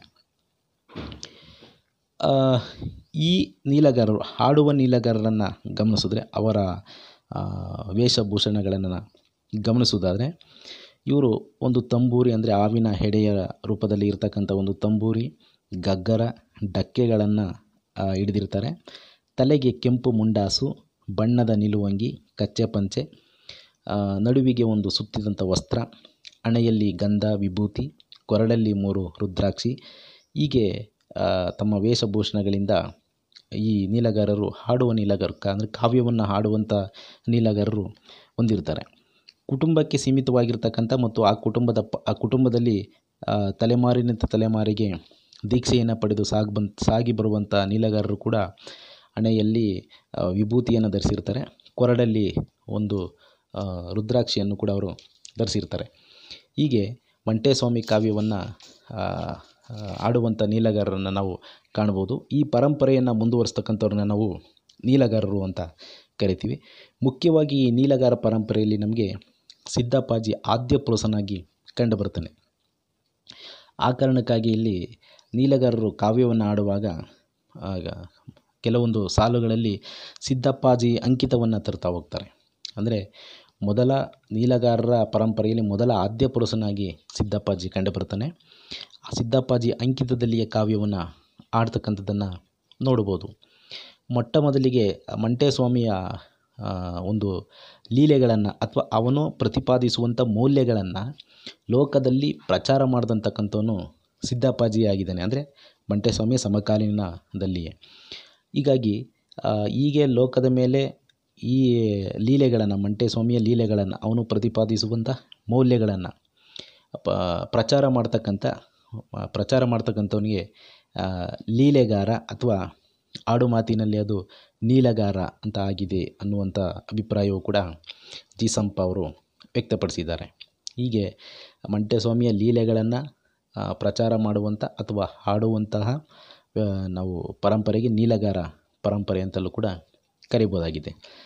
ಇಷ್ಟು ಮಂಟೇಸ್ವಾಮಿ ಕಾವ್ಯಕ್ಕೆ ಹಿನ್ನೆಲೆಯಾಗಿ ಕೆಲವು ಮಾಹಿತಿಗಳು. ಇನ್ನು ಮಂಟೇಸ್ವಾಮಿ ಕಾವ್ಯವನ್ನು ಪ್ರವೇಶ ಮಾಡಿದಾಗ ಇದು ಈಗ ಕನ್ನಡ MA ವಿದ್ಯಾರ್ಥಿಗಳಿಗೆ ಇಟ್ಟಿರ್ತಕ್ಕಂಥ ಪಠ್ಯ ಯಾವುದು ಅನ್ನೋದು ಬಹಳ ಮುಖ್ಯ. ಏಕೆಂದರೆ ಮಂಟೇಸ್ವಾಮಿ ಕಾವ್ಯಗಳು ಹಲವಾರು ಕಾವ್ಯಗಳಿದ್ದಾವೆ, ಮಹಾಕಾವ್ಯಗಳು. ಮಂಟೇಸ್ವಾಮಿ ಮಹಾಕಾವ್ಯಗಳು ಹಲವಾರು ಕಲಾವಿದರು ಆಡಿರುವಂಥ ಕಾವ್ಯಗಳಿದ್ದಾವೆ. ಇವುಗಳು ಸ್ವರೂಪದಲ್ಲಿ ಬೇರೆ ಬೇರೆಯಾಗಿದ್ದರೂ ಕೂಡ, ಅಂದರೆ ಸ್ವಲ್ಪ ವ್ಯತ್ಯಾಸ ಇದ್ದರೂ ಕೂಡ, ಆಶಯದಲ್ಲಿ ಕಾವ್ಯ ಪ್ರತಿಪಾದನೆ ಮಾಡುವಂತಹ ಆಶಯದಲ್ಲಿ ಒಂದೇ ರೀತಿಯಾದಂಥ ನಿಲುವು ಇರತಕ್ಕಂಥದ್ದನ್ನು ಕಾಣ್ಬೋದಾಗಿದೆ. ಇಲ್ಲಿ ನಿಮಗೆ ಇಟ್ಟಿರ್ತಕ್ಕಂಥ ಪಠ್ಯ ಈಚಿ ಬೋರ್ಲಿಂಗಯ್ಯ ಅವರು ಸಂಪಾದಿಸಿರುವ ಮುಖ್ಯವಾಗಿ ಮಹಾದೇವಯ್ಯ ಮತ್ತು ಸಂಗಡಿಗರು ಆಡಿರತಕ್ಕಂಥ ಕಲಾವಿದರು, ಈ ನೀಲಗಾರ ಕಲಾವಿದರು ಆಡಿರ್ತಕ್ಕಂಥ ಮಂಟೇಸ್ವಾಮಿ ಕಾವ್ಯ ಅಂತಕ್ಕಂಥದ್ದನ್ನು ಇಲ್ಲಿ ಪಠ್ಯವಾಗಿ ಇಟ್ಟಿದ್ದಾರೆ. ಇದು ಕನ್ನಡ ವಿಶ್ವವಿದ್ಯಾನಿಲಯ ಪ್ರಕಟ ಮಾಡಿರ್ತಕ್ಕಂಥದ್ದು. ಈ ಕೃತಿಯನ್ನು ಕನ್ನಡ MA ವಿದ್ಯಾರ್ಥಿಗಳಿಗೆ ಪಠ್ಯವಾಗಿ ಇಡಲಾಗಿದೆ. ಈ ಕೃತಿಯ ಸ್ವರೂಪವನ್ನು ನಾವು ಸ್ವಲ್ಪ ಗಮನಿಸಿದಾಗ ಇಲ್ಲಿ ಒಟ್ಟು ಪ್ರಮುಖವಾಗಿ 8 ಸಾಲುಗಳು ನಮಗೆ ಕಂಡುಬರ್ತವೆ, 8 ಭಾಗಗಳು ಕಂಡುಬರ್ತವೆ. ಅದರಲ್ಲಿ ಜಗತ್ತು ಸೃಷ್ಟಿಯ ಸಾಲು, ಕಲ್ಯಾಣ ಪಟ್ಟಣದ ಸಾಲು, ರಾಚಪ್ಪಾಜಿ ಸಾಲು, ಬೊಪ್ಪೇಗೌಡನಪುರದ ಸಾಲು, ಕೆಂಪಾಚಾರಿ ಸಾಲು, ಪಲಾರದಯ್ಯನ ಸಾಲು, ಕಲಿಪುರುಷನ ಸಾಲು, ಸಿದ್ದಪ್ಪಾಜಿ ಸಾಲು. ಹೀಗೆ 8 ಸಾಲುಗಳಲ್ಲಿ ಇಡೀ ಮಂಟೇಸ್ವಾಮಿಗೆ ಸಂಬಂಧಿಸಿದ ಮತ್ತು ಆ ಕಾಲಕ್ಕೆ ಸಂಬಂಧಿಸಿದ ಸಾಂಸ್ಕೃತಿಕ ಚರಿತ್ರೆ 8 ಸಾಲುಗಳಲ್ಲಿ ನಿರೂಪಿತ ಆಗಿರ್ತಕ್ಕಂಥದ್ದನ್ನು ನಾವಿಲ್ಲಿ ಕಾಣ್ಬೋದಾಗಿದೆ. ಈ ಸಾಲುಗಳನ್ನು ಒಂದೊಂದೇ ಸಾಲುಗಳನ್ನು ನಾವು ನೋಡ್ತಾ ಬಂದಾಗ ಆರಂಭಕ್ಕೆ ನಾವು ಜಗತ್ತು ಸೃಷ್ಟಿಯ ಸಾಲು, ಈ ಸಾಲುಗಳನ್ನು ಗಮನಿಸೋಣ. ಈ ಕಾವ್ಯದ ಆರಂಭವನ್ನು ನಾವು ಗಮನಿಸಿದಾಗ ಪ್ರಮುಖವಾಗಿ ಆರಂಭದಲ್ಲಿ ಮಂಟೇಸ್ವಾಮಿಯ ಸ್ವರೂಪ, ಅಂದರೆ ಅವನ ವ್ಯಕ್ತಿತ್ವ ಮತ್ತು ಈ ಕಾವ್ಯಕ್ಕೆ ಅಥವಾ ಮಂಟೇಸ್ವಾಮಿ ಕಾವ್ಯದ ಹಿನ್ನೆಲೆಗೆ ಇರತಕ್ಕಂಥ ಪ್ರಮುಖವಾದಂಥ ತಳಹದಿ ಯಾವುದು ಅನ್ನುವುದನ್ನು ಇಲ್ಲಿ ಪ್ರತಿಪಾದನೆ ಮಾಡ್ತಕ್ಕಂಥದ್ದನ್ನು ನಾವು ಕಾಣ್ಬೋದು. ಅಂದರೆ ಮಂಟೇಸ್ವಾಮಿಯ ಸ್ವರೂಪ ಮತ್ತು ಕಾವ್ಯಕ್ಕೆ ಅಥವಾ ಕಾವ್ಯದ ನಡೆಗೆ ಒಂದು ಭೂಮಿಕೆ, ಮುಖ್ಯವಾದ ಭೂಮಿಕೆ, ಯಾವ ತಳಹದಿಯ ಮೇಲೆ ಕಾವ್ಯ ನಿರ್ಮಾಣ ಆಗಿದೆ ಮತ್ತು ಯಾವ ತಳಹದಿಯ ಮೇಲೆ ಕಾವ್ಯ ಸಾಗ್ತಾ ಹೋಗುತ್ತೆ ಅನ್ನುವುದನ್ನು ಜಗತ್ತು ಸೃಷ್ಟಿಯ ಸಾಲಿನಲ್ಲಿ ಆರಂಭದ ಸಾಲುಗಳಲ್ಲಿಯೇ ಇಲ್ಲಿ ನೀಲಗಾರರು ಪ್ರತಿಪಾದನೆ ಮಾಡ್ತಕ್ಕಂಥದ್ದನ್ನು ನಾವು ಕಾಣ್ತಾ ಹೋಗ್ಬೋದು. ಈ ಜಗತ್ತು ಸೃಷ್ಟಿಯ ಸಾಲನ್ನು ಗಮನಿಸಿದಾಗ ಈ ಜಗತ್ತು ಅಥವಾ ಈ ಭೂಮಿ ಸೃಷ್ಟಿಯಾದುದರ ಬಗ್ಗೆ ಬೇರೆ ಬೇರೆ ಜನ ಸಮುದಾಯಗಳಲ್ಲಿ ಬೇರೆ ಬೇರೆ ರೀತಿಯಾದಂಥ ನಾವು ಮಿತ್ಗಳನ್ನು ಕಾಣ್ತೀವಿ. ಜನಪದ ಸಮುದಾಯಗಳಿರ್ಬೋದು ಅಥವಾ ಕೆಲವು ಪುರಾಣಗಳು, ಶಿಷ್ಟ ಪುರಾಣಗಳಿರ್ಬೋದು. ಜಗತ್ತು ಸೃಷ್ಟಿಯಾದುದರ ಬಗ್ಗೆ ತಮ್ಮದೇ ಆದಂತಹ ಸೃಷ್ಟಿ ಪುರಾಣಗಳನ್ನು ನೋಡ್ತಾ ಹೋಗ್ತೀವಿ. ಇಲ್ಲಿ ಮಂಟೇಸ್ವಾಮಿ ಕಾವ್ಯದಲ್ಲಿಯೂ ಕೂಡ ಜಗತ್ತು ಸೃಷ್ಟಿಯಾದುದರ ಬಗ್ಗೆ ತಮ್ಮದೇ ಆದಂಥ ನಿಲುವಿದೆ. ಆ ನಿಲುವು ಪ್ರಾಕೃತಿಕವಾದಂಥ ನಿಲುವಿಗೆ ಹೆಚ್ಚು ಹತ್ತಿರವಾಗಿದೆ ಮತ್ತು ಪ್ರಕೃತಿದತ್ತವಾದಂಥ ನಿಲುವೇ ಇಲ್ಲಿ ಜಗತ್ತು ಸೃಷ್ಟಿಗೆ ಕಾರಣ ಆಗಿದೆ ಅನ್ನುವಂತಹ ಒಂದು ನಂಬಿಕೆಯನ್ನು ಇಲ್ಲಿ ನಾವು ಕಾಣ್ತಾ ಹೋಗ್ಬೋದು. ಹಾಗಾಗಿ ಪ್ರಕೃತಿದತ್ತವಾದಂಥ ಬದುಕು ಒಂದು ಕಡೆ ಆದರೆ, ಮತ್ತೊಂದು ಕಡೆ ಮಂಟೇಸ್ವಾಮಿಯ ಸ್ವರೂಪವನ್ನು ಇಲ್ಲಿ ನಾವು ಗಮನಿಸಿದಾಗ ಅವನನ್ನು ಪರಂಜ್ಯೋತಿ ಅಥವಾ ಜಗನ್ಜ್ಯೋತಿ ಅನ್ನುವಂಥ ನೆಲೆಯಲ್ಲಿ ಕಟ್ಕೊಟ್ಟಿರ್ತಕ್ಕಂಥದ್ದನ್ನು ನೋಡ್ಬೋದು. ಮಂಟೇಸ್ವಾಮಿ ಒಂದು ಬೆಳಕಿನ ಸ್ವರೂಪವಾಗಿ ಇಲ್ಲಿ ಕಂಡುಬರ್ತಾನೆ ಮತ್ತು ಇಡೀ ಜಗತ್ತು ಸೃಷ್ಟಿ ಯಾವ ರೀತಿ ಆಗಿದೆ ಅಂದರೆ ಪ್ರಕೃತಿದತ್ತವಾಗಿಯೇ ಜಗತ್ತು ನಿರ್ಮಾಣ ಆಗಿದೆ ಅನ್ನುವಂತಹ ನೆಲೆಯಲ್ಲಿ ಈ ಕಾವ್ಯ ರಚನೆಯಾಗಿದೆ. ಮಂಟೇಸ್ವಾಮಿ ಕಾವ್ಯದಲ್ಲಿ ಈ ಜಗತ್ತು ಸೃಷ್ಟಿಯ ಬಗ್ಗೆ ನೋಡಿದಾಗ ಜಗತ್ತಿನ ಸೃಷ್ಟಿ ಶ್ರಮ ಸಂಸ್ಕೃತಿಯ ಫಲಿತವಾಗಿದೆ ಅಂತಕ್ಕಂಥದ್ದು ನಮಗೆ ತಿಳಿಯುತ್ತೆ. ಈ ಜಗತ್ತನ್ನು, ಈ ನಾಗರಿಕತೆಯನ್ನು ಪ್ರಮುಖವಾಗಿ ಕಟ್ಟುವಂಥದ್ದು ಶ್ರಮ ಸಂಸ್ಕೃತಿಯಾಗಿದೆ. ಈ ಶ್ರಮ ಸಂಸ್ಕೃತಿ ಜಗತ್ತಿನ ನಾಗರಿಕತೆಯ ಸೃಷ್ಟಿಗೆ ಕಾರಣ ಆಗಿದೆ ಅನ್ನುವುದನ್ನು ಈ ಕಾವ್ಯ ಆರಂಭದಲ್ಲಿ ಪ್ರತಿಪಾದನೆ ಮಾಡ್ತಾ ಹೋಗುತ್ತೆ. ಈ ಶ್ರಮ ಸಂಸ್ಕೃತಿಗಳ ಸಮುದಾಯಗಳ ನಾಯಕನಾಗಿ ಮಂಟೇಸ್ವಾಮಿ ಕಂಡುಬರ್ತಾನೆ. ಮಂಟೇಸ್ವಾಮಿ ಇಲ್ಲಿ ಇಡೀ ಕಾವ್ಯದ ನಾಯಕನಾಗಿಯೂ ಮತ್ತು ಒಂದು ಅರಿವಿನ ಅಥವಾ ಒಂದು ಪ್ರಜ್ಞೆಯ ಕೇಂದ್ರವಾಗಿಯೂ ಕಂಡುಬರ್ತಾನೆ. ಆ ಕಾರಣಕ್ಕಾಗಿ ಇಲ್ಲಿ ಈ ಅರಿವಿಗೆ ಯಾವುದೇ ರೂಪ ಆಕಾರಗಳು ಇಲ್ಲ, ಆದರೆ ಇಲ್ಲಿ ಪರಿಣಾಮಗಳಿವೆ. ಮಂಟೇಸ್ವಾಮಿಯನ್ನು ಜ್ಯೋತಿಯ ರೂಪದಲ್ಲಿ ಹೇಳ್ತಾರೆ, ಬಯಲಿನ ರೂಪದಲ್ಲಿ ಹೇಳ್ತಾ ಹೋಗ್ತಾರೆ. ಆದರೆ ಯಾವುದೇ ರೂಪಗಳನ್ನು, ನಿರ್ದಿಷ್ಟವಾದಂಥ ರೂಪಗಳನ್ನು ಕೊಡಲಿಕ್ಕೆ ಸಾಧ್ಯ ಇಲ್ಲ. ಆದರೆ ಅದರ ಪರಿಣಾಮಗಳಿವೆ. ಆ ಪರಿಣಾಮದ ಭಾಗವೇ ಇಲ್ಲಿ ಮಂಟೇಸ್ವಾಮಿ ಕಾವ್ಯದಲ್ಲಿ ನಡೀತಕ್ಕಂಥ ಕೆಲವು ಪ್ರಮುಖವಾದ ಸಾಲುಗಳನ್ನು ನೋಡ್ತಾ ಹೋಗ್ಬೋದು. ಜೊತೆಗೆ ಮಂಟೇಸ್ವಾಮಿಯ ನಡೆ ಒಂದು ರೀತಿಯಲ್ಲಿ ಸೀಮೆ ಇಲ್ಲದ ಬಯಲು, ಅಂದರೆ ಬಯಲನ್ನು ತುಂಬುತ್ತಾ ದೀಪವನ್ನು ಹಚ್ಚಿಟ್ರೆ ಅದು ಎಲ್ಲಿ ಬೇಕಾದರೂ ಉರಿಯುವಂತೆ, ಜ್ಯೋತಿ ಎಲ್ಲಿ ಬೇಕಾದರೂ ಉರಿಯುವಂತೆ ಮಂಟೇಸ್ವಾಮಿ ಯಾವುದೇ ಭಿನ್ನ ಭೇದಗಳಿಲ್ಲದೆ ಎಲ್ಲವನ್ನು ಒಳಗೊಳ್ಳುತ್ತಾ ಮುನ್ನಡೀತಕ್ಕಂಥ ಒಂದು ಬೆಳಕಿನ ರೂಪಕವಾಗಿ ಕಂಡುಬರ್ತಾನೆ.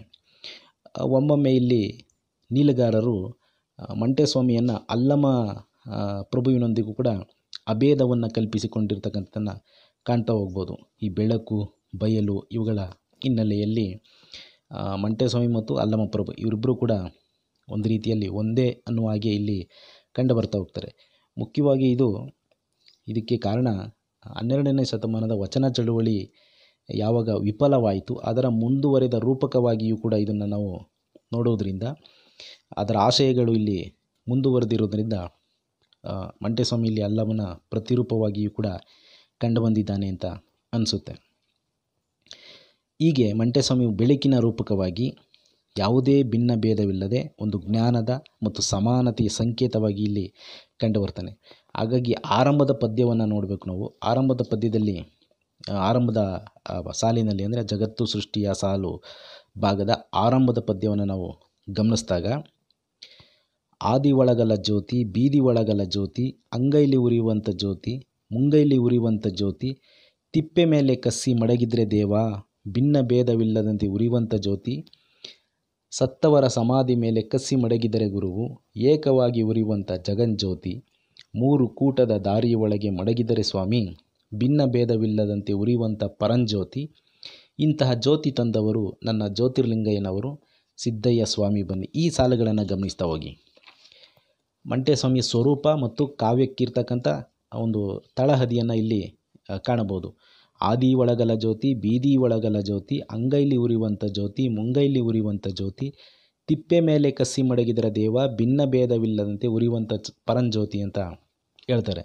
ಇಲ್ಲಿ ಮಂಟೆಸ್ವಾಮಿಯನ್ನು ಸ್ವರೂಪವನ್ನು ಜ್ಯೋತಿಗೆ ಹೋಲಿಸಿದ ಹಾಗೆಯೇ ಈ ಜ್ಯೋತಿಯನ್ನು ಎಲ್ಲಿ ಇಟ್ಟರೂ ಕೂಡ ಅದು ಏಕವಾಗಿ ಉರಿಯುವಂತೆ, ತಿಪ್ಪೆ ಮೇಲೆ ಇಡ್ತೀರಾ ಅಥವಾ ಮೂರು ದಾರಿ ಕೂಡಿದ ಜಾಗದಲ್ಲಿ ಸತ್ತವರ ಸಮಾಧಿ ಮೇಲೆ, ಹೀಗೆ ಎಲ್ಲಿ ಇಟ್ಟರೂ ಕೂಡ ಅದು ಯಾವುದೇ ಭಿನ್ನ ಭೇದವಿಲ್ಲದಂತೆ ಏಕವಾಗಿ ಉರಿಯುವಂಥ ಜ್ಯೋತಿಯ ಸ್ವರೂಪವಾಗಿ ಇಲ್ಲಿ ಮಂಟೆಸ್ವಾಮಿ ಕಂಡುಬರ್ತಾನೆ. ಅಂದರೆ ಇಡೀ ಕಾವ್ಯ ಸಮಾನತೆಯ ತಳಹದಿಯ ಮೇಲೆ ಪ್ರತಿಪಾದನೆ ಮಾಡ್ತಕ್ಕಂಥದ್ದನ್ನು ನಾವು ಕಾಣ್ಬೋದು. ಇಲ್ಲಿ ಬೆಳಕಿನ ಸಂಕೇತ ಸಮಾನತೆಯ ಸಂಕೇತವೂ ಕೂಡ ಆಗಿದೆ. ಒಂದು ದೀಪವನ್ನು ಎಲ್ಲಿ ಹಚ್ಚಿಟ್ಟರೂ ಕೂಡ ಅದು ಏಕವಾಗಿ ಉರಿಯುವಂತೆ, ಮನುಷ್ಯರ ನಡುವೆ ಮಾನವೀಯತೆ ಮುಖ್ಯವಾಗಿ ಏರ್ಪಡಬೇಕು ಮತ್ತು ಬದುಕು ಪ್ರಕೃತಿ ಮೂಲವಾಗಿ ಬದುಕಬೇಕು ಅಂತ. ಅಂದರೆ ಹಲವಾರು ನಿರ್ಮಿತಿಗಳನ್ನು ನಾವು ಮಾಡಿಕೊಂಡಿದ್ದೀವಿ. ಈ ಭಿನ್ನ ಭೇದಗಳು ಏನಿವೆ ಅವೆಲ್ಲವೂ ಮನುಷ್ಯನ ನಿರ್ಮಿತಿಗಳಾಗಿವೆ. ಆ ನಿರ್ಮಿತಿಗಳ ಆಚೆಗೆ ಪ್ರಕೃತಿದತ್ತವಾದಂತಹ ಒಂದು ಪ್ರಜ್ಞೆಯಲ್ಲಿ ಬದುಕುವಂಥ ಸಮಾನತೆಯನ್ನು ಈ ಕಾವ್ಯ ಪ್ರತಿಪಾದನೆ ಮಾಡ್ತಾ ಹೋಗುತ್ತೆ. ಅದು ಬೆಳಕಿನ ಸ್ವರೂಪವಾಗಿ ಮಂಟೆಸ್ವಾಮಿಯನ್ನು ಕಟ್ಟಿಕೊಡ್ತಾ ತಮ್ಮ ಸಮಾನತೆಯನ್ನು ಪ್ರತಿಪಾದನೆ ಮಾಡ್ತಾ ಹೋಗುತ್ತೆ. ಜಗತ್ತು ಸೃಷ್ಟಿಯ ಸಾಲಿನಲ್ಲಿ ಮುಖ್ಯವಾಗಿ ಈ ಇಡೀ ಜಗತ್ತನ್ನು, ಭೂಮಿಯನ್ನು, ಭೂಮಂಡಲವನ್ನು, ಗ್ರಹತಾರೆಗಳನ್ನು ಮಂಟೆಸ್ವಾಮಿ ಹೇಗೆ ಅದನ್ನು ಸೃಷ್ಟಿ ಮಾಡಿದ್ರು ಅನ್ನುವುದರ ನೆಲೆಯಲ್ಲಿ ಈ ಕಾವ್ಯ ಹೇಳ್ತಾ ಹೋಗುತ್ತೆ. ಇವೆಲ್ಲವೂ ಕೂಡ ಒಂದು ರೀತಿಯಲ್ಲಿ ಮಂಟೆಸ್ವಾಮಿ ಒಬ್ಬ ಒಂದು ದೈವಿಕ ವ್ಯಕ್ತಿಯಾಗಿ ಎಲ್ಲವನ್ನು ಸೃಷ್ಟಿ ಮಾಡ್ದ ಅನ್ನುವಾಗಿ ಕಂಡುಬರುತ್ತೆ. ಆದರೆ ಮಂಟೆಸ್ವಾಮಿ ಒಂದು ಜಗತ್ತು ಸೃಷ್ಟಿಗೆ ಮೂಲ ಸ್ವರೂಪವಾಗಿ ಕಂಡುಬರ್ತಾನೆ. ಬೆಳಕಿನ ಸ್ವರೂಪವಾಗಿ ಹೇಳಿರ್ತಕ್ಕಂಥದ್ದು ಕೂಡ ಅದೇ ಆಗಿದೆ. ಪ್ರಕೃತಿದತ್ತವಾದಂಥ ಒಂದು ಪ್ರಜ್ಞೆಯಾಗಿ ಮತ್ತು ಸಾಮೂಹಿಕ ಪ್ರಜ್ಞೆಯ ಸಂಕೇತವಾಗಿಯೂ ಕೂಡ ಇಲ್ಲಿ ಮಂಟೆಸ್ವಾಮಿ ಕಂಡುಬರ್ತಾನೆ. ಇಲ್ಲಿ ಕಾವ್ಯ ಹೇಳುತ್ತೆ, ಎಲ್ಲ ಗ್ರಹತಾರೆಗಳನ್ನು, ಸೂರ್ಯನನ್ನು, ಚಂದ್ರನನ್ನು ತಂದಂಥವರು ಮತ್ತು ತ್ರಿಮೂರ್ತಿಗಳಾದ ವಿಷ್ಣು, ಈಶ್ವರ, ಬ್ರಹ್ಮ ಇವರುಗಳನ್ನು ಸೃಷ್ಟಿ ಮಾಡಿದಂಥವರು ನಮ್ಮ ಮಂಟೆಸ್ವಾಮಿ, ಧರೆಗೆ ದೊಡ್ಡವರು ಅನ್ನುವಂಥ ನಿರೂಪಣೆ ಇಲ್ಲಿ ಕಂಡುಬರುತ್ತೆ. ಅಂದರೆ ಈ ಜ್ಞಾನ ಪರಂಪರೆಯನ್ನು ಗಮನಿಸಿದಾಗ ಇಡೀ ಜಗತ್ತನ್ನು, ಸೂರ್ಯನನ್ನು, ಚಂದ್ರನನ್ನು, ತ್ರಿಮೂರ್ತಿಗಳನ್ನು ಸೃಷ್ಟಿ ಮಾಡಿದವನು ಅಂತ ಹೇಳಬೇಕಾದಾಗ ನಾವು ಮಾನವನ ನಾಗರಿಕತೆಯ ಪೂರ್ವದಲ್ಲಿರ್ತಕ್ಕಂಥ ಒಂದು ಜ್ಞಾನ, ನಮ್ಮ ಪೂರ್ವಿಕರಲ್ಲಿರ್ತಕ್ಕಂಥ ಕಟ್ಟುವ ಜ್ಞಾನ, ಅಂದರೆ ಜಗತ್ತನ್ನು ಕಟ್ಟುವ, ನಾಗರಿಕತೆಯನ್ನು ಕಟ್ಟುವ ಜ್ಞಾನದ ಸಂಕೇತವಾಗಿ ಇಲ್ಲಿ ಮಂಟೆಸ್ವಾಮಿ ನಮಗೆ ಕಂಡುಬರ್ತಾ ಹೋಗ್ತಾನೆ. ಸೂರ್ಯನನ್ನು, ಚಂದ್ರನನ್ನು, ತ್ರಿಮೂರ್ತಿಗಳನ್ನು ಕೂಡ ಮಂಟೆಸ್ವಾಮಿಯೇ ಸೃಷ್ಟಿ ಮಾಡ್ದ ಅನ್ನುವಾಗ ಮಂಟೆಸ್ವಾಮಿ ಮನುಷ್ಯನ ಒಂದು ಮೂಲದ, ನಾಗರಿಕತೆಯ ಪೂರ್ವದ ಮೂಲದ ಬದುಕನ್ನು ಪ್ರತಿಪಾದನೆ ಮಾಡ್ತಾ ಇದ್ದಾನೇನೋ ಅಂತ ನಮಗೆ ಅನ್ನಿಸ್ತಾ ಹೋಗುತ್ತೆ. ಹಾಗಾಗಿ ಕಟ್ಟುವಲ್ಲಿ ಬಹಳ ಪ್ರಮುಖವಾದಂಥ ಪಾತ್ರವನ್ನು ವಹಿಸ್ತಕ್ಕಂಥ ಶ್ರಮ ಸಂಸ್ಕೃತಿಯ ವಾರಸುದಾರನಾಗಿ ಇಲ್ಲಿ ಮಂಟೆಸ್ವಾಮಿ ನಮಗೆ ಕಂಡುಬರ್ತಾನೆ. ಇಂಥ ಮಂಟೆಸ್ವಾಮಿ ಜಗತ್ತನ್ನು ಸೃಷ್ಟಿ ಮಾಡಿ, ಗ್ರಹತಾರೆಗಳನ್ನು ಸೃಷ್ಟಿ ಮಾಡಿ, ನಂತರದಲ್ಲಿ ಜೀವಿಗಳನ್ನು ಸೃಷ್ಟಿ ಮಾಡ್ತಕ್ಕಂಥದ್ದನ್ನು ಕಾಣ್ಬೋದು. ಅದಕ್ಕೆ ಬಹಳ ಮುಖ್ಯವಾದ ಒಂದು ಹಿನ್ನೆಲೆ ಏನು ಅಂದರೆ, ಮಂಟೆಸ್ವಾಮಿ ತಾನು ಒಬ್ಬರೇ ಹುಟ್ಟಿ ಒಬ್ಬರೇ ಯೋಚನೆ ಮಾಡುವುದು. ಕಾವ್ಯದಲ್ಲಿ ನೀಲಗಾರರು ಹೇಳ್ತಾ ಹೋಗ್ತಾರೆ, ಮಂಟೆಸ್ವಾಮಿ ಹುಟ್ಟಿದ ಮೇಲೆ ಒಬ್ಬರೇ ಹುಟ್ಟಿ ಒಬ್ಬರನ್ನೇ ಯೋಚನೆ ಮಾಡುವುದು. ಒಂದು ರೀತಿಯಲ್ಲಿ ಒಬ್ಬರೇ ಯೋಚನೆ ಮಾಡ್ತಾರಂತೆ. ಒಬ್ಬರೇ ಇರುವುದಕ್ಕೆ ಸಾಧ್ಯ ಆಗದೇ ಒಂದು ಸಾಮೂಹಿಕ ಪ್ರಜ್ಞೆಯನ್ನು ಪ್ರತಿಪಾದನೆ ಮಾಡ್ತಾ ಹೋಗ್ತಾರೆ. ಅಂದರೆ ತನಗೆ ಬೇಕಾದಂತಹ ಅಥವಾ ಈ ಪ್ರಕೃತಿದತ್ತವಾಗಿ ಪೂರಕವಾದಂತಹ ಸಹಜೀವಿಗಳನ್ನು ಒಟ್ಟಿಗೆ ಬದುಕುವಂಥ ಹಂಬಲ ಇಲ್ಲಿ ಕಂಡುಬರ್ತಕ್ಕಂಥದ್ದನ್ನು ನೋಡ್ಬೋದು. ಮನುಷ್ಯ ಒಬ್ಬನೇ ಬದುಕಲಾರ, ಅವನು ಯಾವತ್ತೂ ಕೂಡ ಜನಸಮುದಾಯಗಳ ನಡುವೆ ಅಥವಾ ಸಾಮೂಹಿಕ ಪ್ರಜ್ಞೆಯಲ್ಲಿ ಬದುಕಬೇಕಾಗುತ್ತೆ. ಆ ಕಾರಣಕ್ಕಾಗಿ ಇಲ್ಲಿ ಮಂಟೆಸ್ವಾಮಿ ಜೀವಿಗಳನ್ನು ಸೃಷ್ಟಿ ಮಾಡುವಾಗ ತಾನು ಒಬ್ಬರೇ ಹುಟ್ಟಿ ಒಬ್ಬರೇ ಯೋಚನೆ ಮಾಡುವುದು ಕೂಡ ಮತ್ತೆ ಈ ಭೂಮಿ ಮೇಲೆ ಜೀವಿಗಳನ್ನು ಸೃಷ್ಟಿ ಮಾಡುವುದರ ಕಡೆಗೆ ಗಮನವನ್ನು ಕೊಡ್ತಕ್ಕಂಥದ್ದನ್ನು ನೋಡ್ಬೋದು. ಭಾಳ ಮುಖ್ಯವಾಗಿ ಇದು ಮನುಷ್ಯನ ನಾಗರಿಕತೆಯಲ್ಲಿ ಸಾಮೂಹಿಕ ಪ್ರಜ್ಞೆಯನ್ನು ಪ್ರತಿಪಾದನೆ ಮಾಡ್ತಕ್ಕಂಥದ್ದನ್ನು ಕಾಣ್ಬೋದು ಮತ್ತು ಮಾನವ ಸಂಬಂಧಗಳನ್ನು ಪ್ರತಿಪಾದನೆ ಮಾಡ್ತಕ್ಕಂಥದ್ದನ್ನು ಕಾಣ್ಬೋದು. ಆ ಕಾವ್ಯದ ಸಾಲುಗಳನ್ನು ಗಮನಿಸಿದಾಗ ಅಪ್ಪಾಜಿ ನನ್ನ ಗುರುವು ನಾನು ಒಬ್ಬನೇ ಇರುವುದಕ್ಕೆ ಸಿಬ್ಬರಿ ಅಂತ ಹೇಳಿ, ಅಯ್ಯ ಬಲದಲ್ಲಿ ನನ್ನ ಗುರುವು ಉತ್ತರೇಶ್ವರನ ಪಡಕೊಂಡು ಎಡದಲ್ಲಿ ನನ್ನಪ್ಪ ಮಹೇಶ್ವರನ ಪಡಕೊಂಡು ಅವರು ಹೊನ್ನ ಹುತ್ತದ ಒಳಗೆ ಉದ್ಭವವಾದರಂತೆ ದೇವ. ಈ ಕಾವ್ಯದ ಸಾಲುಗಳನ್ನು ನಾವು ಗಮನಿಸುವುದಾದರೆ, ಮಂಟೇಸ್ವಾಮಿ ಹುಟ್ಟಿ ತಾನು ಒಬ್ಬನೇ ಇರುವುದಕ್ಕೆ ಬೇಸರವಾಗಿ ತನ್ನೊಟ್ಟಿಗೆ ಇಲ್ಲಿ ಉತ್ತರೇಶ್ವರನನ್ನು, ಮಹೇಶ್ವರನನ್ನು ಮತ್ತು ಅನೇಕ ತನ್ನ ಸಹಜೀವಿಗಳನ್ನು ಇಲ್ಲಿ ಸೃಷ್ಟಿ ಮಾಡಿಕೊಳ್ಳುವುದನ್ನು ನಾವು ಕಾಣ್ಬೋದು. ಅವರನ್ನು ಪಡೆದುಕೊಂಡು ಹೊನ್ನ ಹುತ್ತದ ಒಳಗೆ ಉದ್ಭವವಾದರಂತೆ ದೇವ. ಹೊನ್ನ ಹುತ್ತದೊಳಗಿಂದ ಮಂಟೇಸ್ವಾಮಿ ಉದ್ಭವ ಆಗ್ತಾರೆ ಅಂತಕ್ಕಂಥದ್ದು. ಈ ರೂಪಕವನ್ನು ನೋಡಿ ಇಲ್ಲಿ. ಈ ಹುತ್ತವು ಕೂಡ ಒಂದು ಕಟ್ಟಿರುವಂತಹ ನಾಗರಿಕತೆಯ ಸಂಕೇತವಾಗಿದೆ ಮತ್ತು ಸಮೂಹ ಪ್ರಜ್ಞೆಯಾಗಿದೆ. ಈ ಅರಿವು ಮಣ್ಣಿನಿಂದ ಹುಟ್ಟುವಂಥ ಅರಿವೇ ಆಗಿದೆ. ಜೊತೆಗೆ ಶ್ರಮ ಸಂಸ್ಕೃತಿಯ ಭಾಗವೂ ಕೂಡ ಆಗಿದೆ. ಎಲ್ಲ ಹಿನ್ನೆಲೆಯಲ್ಲಿ ನಾವು ಹುತ್ತದಿಂದ ಉದ್ಭವಿಸುವಂಥ ಮಂಟೇಸ್ವಾಮಿಯನ್ನು ನಾವು ನೋಡಿದಾಗ ಅದು ಈ ಮಣ್ಣಿನ ಮೂಲ ಗುಣವನ್ನು, ಪ್ರಜ್ಞೆಯನ್ನು ಅದು ಪ್ರತಿಪಾದನೆ ಮಾಡ್ತಾ ಹೋಗುತ್ತೆ. ಜೊತೆಗೆ ಎಲ್ಲರೊಟ್ಟಿಗೆ ಬದುಕುವ ಹಂಬಲ ಇದೆ ಇಲ್ಲಿ. ತಾನು ಒಬ್ಬರೇ ಇರುವುದು ಸಿಬ್ಬರಿ ಅಂತ ಹೇಳಿ ಉತ್ತರೇಶ್ವರನ ಪಡ್ಕೊಂಡು ಮಹೇಶ್ವರನ ಪಡ್ಕೊಂಡು ಬರುವಂಥ ಮಂಟೇಸ್ವಾಮಿಯ ನಡೆಯಲ್ಲಿ ಸಾಮೂಹಿಕ ಪ್ರಜ್ಞೆಯನ್ನು ನಾವಿಲ್ಲಿ ಕಾಣ್ತಾ ಹೋಗ್ಬೋದು. ಇದು ಈ ಹುತ್ತ ಶ್ರಮ ಸಂಸ್ಕೃತಿಯ ಸಂಕೇತವಾಗಿ ಮತ್ತು ಜಗತ್ತಿನ ಚಲನೆಗೆ, ಜಗತ್ತಿನ ನಾಗರಿಕತೆಯನ್ನು ಕಟ್ಟಿರುವುದರ ಹಿನ್ನೆಲೆಯಾಗಿ ಇದು ಕಂಡುಬರ್ತದೆ. ಆನಂತರ ಕಟ್ಟಿದ ಮೇಲೆ, ಹೀಗೆ ಶ್ರಮ ಸಂಸ್ಕೃತಿಯಿಂದ ನಾಗರಿಕತೆ ಕಟ್ಟಿದ ಮೇಲೆ ಮುಖ್ಯವಾಗಿ ಈ ಭೂಮಿ ಮೇಲೆ ಅಥವಾ ಈ ಲೋಕದಲ್ಲಿ ಬರ್ತಕ್ಕಂಥದ್ದು ವಾರಸುದಾರಿಕೆ ಮತ್ತು ಜ್ಞಾನದ ಪರಂಪರೆಗಳು. ಇವುಗಳ ಬಗ್ಗೆಯೂ ಕೂಡ ಈ ಕಾವ್ಯ ಮಾತಾಡ್ತಾ ಹೋಗುತ್ತೆ. ಏನು ಅಂದರೆ, ಮಂಟೇಸ್ವಾಮಿ ಹೀಗೆ ಹುತ್ತದಿಂದ ಉದ್ಭವ ಆದ ಮೇಲೆ ಅವರು ಹೇಗೆ ಬರ್ತಾರೆ ಅಂದರೆ, ಅವರು ಕಂಡುಗ ಜ್ಞಾನದ ಬುಕ್ಕು, ಕಾಲಜ್ಞಾನದ ಬುಕ್ಕು, ತಾಂಬೂರದ ಚಪ್ಪೋಡು ಬಲದಲ್ಲಿ ಬುಟ್ಟುಕೊಂಡು ಅವರು ಹೊನ್ನು ಹುತ್ತದ ಒಳಗೆ ತೃಷ್ಣವಾಗಿ ಮಾಯಕಾರ ಸಿದ್ದಯ್ಯ ಸ್ವಾಮಿ ಬನ್ನಿ ಅಂತ. ಈ ಮಂಟೇಸ್ವಾಮಿ ಬರ್ತಾ ಇರತಕ್ಕಂಥ ಶೈಲಿಯನ್ನು ಗಮನಿಸಿ.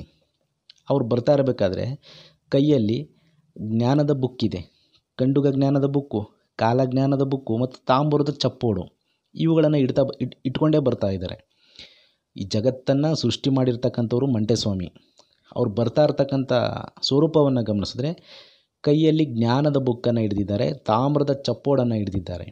ಅಂದರೆ ಇವತ್ತೇನು ಲೋಕದಲ್ಲಿ ಜ್ಞಾನ ಮತ್ತು ಈ ನೆಲಕ್ಕೆ ಸಂಬಂಧಿಸಿದಂತೆ ಕೆಲವು ವಂಚನೆಗೆ ಒಳಗಾಗಿರ್ತಕ್ಕಂಥ ಶ್ರಮ ಸಂಸ್ಕೃತಿಯ ಸಮುದಾಯಗಳಿದೆಯಲ್ಲ, ಆ ಸಮುದಾಯಗಳಿಗೆ ಒಂದು ಪ್ರತಿ ಸಂಸ್ಕೃತಿಯ ನೆಲೆಯಲ್ಲಿ ಒಂದು ವಾರಸುದಾರಿಕೆಯನ್ನು ತಂದುಕೊಡುವುದಕ್ಕೆ ಮತ್ತು ನಾಯಕತ್ವವನ್ನು ತಂದುಕೊಡುವುದಕ್ಕೆ ಈ ಸ್ವರೂಪವನ್ನು ನಾವು ಗಮನಿಸ್ಬೋದು. ಅದರ ಹಿನ್ನೆಲೆಯಲ್ಲಿ ಕಾಲಜ್ಞಾನದ ಬುಕ್ಕು, ತಾಮ್ರದ ಚಪ್ಪೋಡು ಇವೆರಡೂ ಕೂಡ ಇಲ್ಲಿ ಪ್ರತಿಪಾದಿಸ್ತವೆ ಅಂತ ನನಗೆ ಅನಿಸುತ್ತೆ. ಅಂದರೆ ಜ್ಞಾನಕ್ಕೆ ಮತ್ತು ನೆಲಕ್ಕೆ ವಾರಸುದಾರರಾಗಿ ಶ್ರಮ ಸಂಸ್ಕೃತಿ ಆಧಾರಿತಂಥ ಸಮುದಾಯಗಳು ಇದ್ದಾವೆ. ಇವುಗಳು ಇವತ್ತಿನ ಏನು ನಾವು ಮುಖ್ಯಧಾರೆ ಅಂತ ನಾವು ಕರೆದುಕೊತಾ ಇದ್ದೀವಿ ಒಂದು ವ್ಯವಸ್ಥೆಯ ಭಾಗವಾಗಿ, ಅವುಗಳಿಂದ ದೂರ ಉಳಿದಿರ್ತಕ್ಕಂಥ ಸಮುದಾಯಗಳು ತಮ್ಮದೇ ಆದಂಥ ಒಂದು ಅಸ್ತಿತ್ವವನ್ನು ಪಡೆದುಕೊಳ್ತಾ ಇದ್ದಾವೇನೋ ಅಂತ ನನಗಿಲ್ಲಿ ಅನಿಸುತ್ತೆ. ಹಾಗಾಗಿ ಈ ನೆಲದ ಜ್ಞಾನದ ವಾರಸುದಾರಿಕೆಯ ಸಂಕೇತವಾಗಿಯೂ ಕೂಡ ಮಂಟೇಸ್ವಾಮಿ ಇಲ್ಲಿ ನಮಗೆ ಕಂಡು ಬರ್ತಾ ಹೋಗ್ತಾನೆ. ಅಂದರೆ ಇವರು ಒಂದು ರೀತಿಯಲ್ಲಿ ಮೂಲ ನಿವಾಸಿಗಳ ಈ ನೆಲ, ಈ ಜ್ಞಾನ ಇದೆಲ್ಲವೂ ಕೂಡ ಪ್ರಕೃತಿದತ್ತವಾಗಿ ಬದುಕ್ತಾ ಇರ್ತಕ್ಕಂಥ ಮೂಲ ನಿವಾಸಿಗಳಿಗೆ ಸೇರಿದ್ದು ಎಂಬಂತಹ ಒಂದು ನಿಲುವಿಗೆ ಕಾವ್ಯ ಬರ್ತಾ ಇರ್ತಕ್ಕಂಥದ್ದನ್ನು ನಾವು ಕಾಣಬಹುದು. ಹಾಗಾಗಿ ಮಂಟೇಸ್ವಾಮಿ ಬರಬೇಕಾದ್ರೇ ಒಂದು ರೀತಿಯಾದಲ್ಲಿ ಕಾವ್ಯಕ್ಕೆ ಹಿನ್ನೆಲೆಯನ್ನು ಒದಗಿಸಿಕೊಡ್ತಾ ಅವನ ಸೃಷ್ಟಿಕ್ರಿಯೆಯಲ್ಲಿ ಸಾಮೂಹಿಕ ಪ್ರಜ್ಞೆಯನ್ನು ಪ್ರತಿಪಾದಿಸ್ತಾ ಬರ್ತಾ ಇರತಕ್ಕಂಥದ್ದನ್ನು ನಾವು ಕಾಣ್ಬೋದಾಗಿದೆ.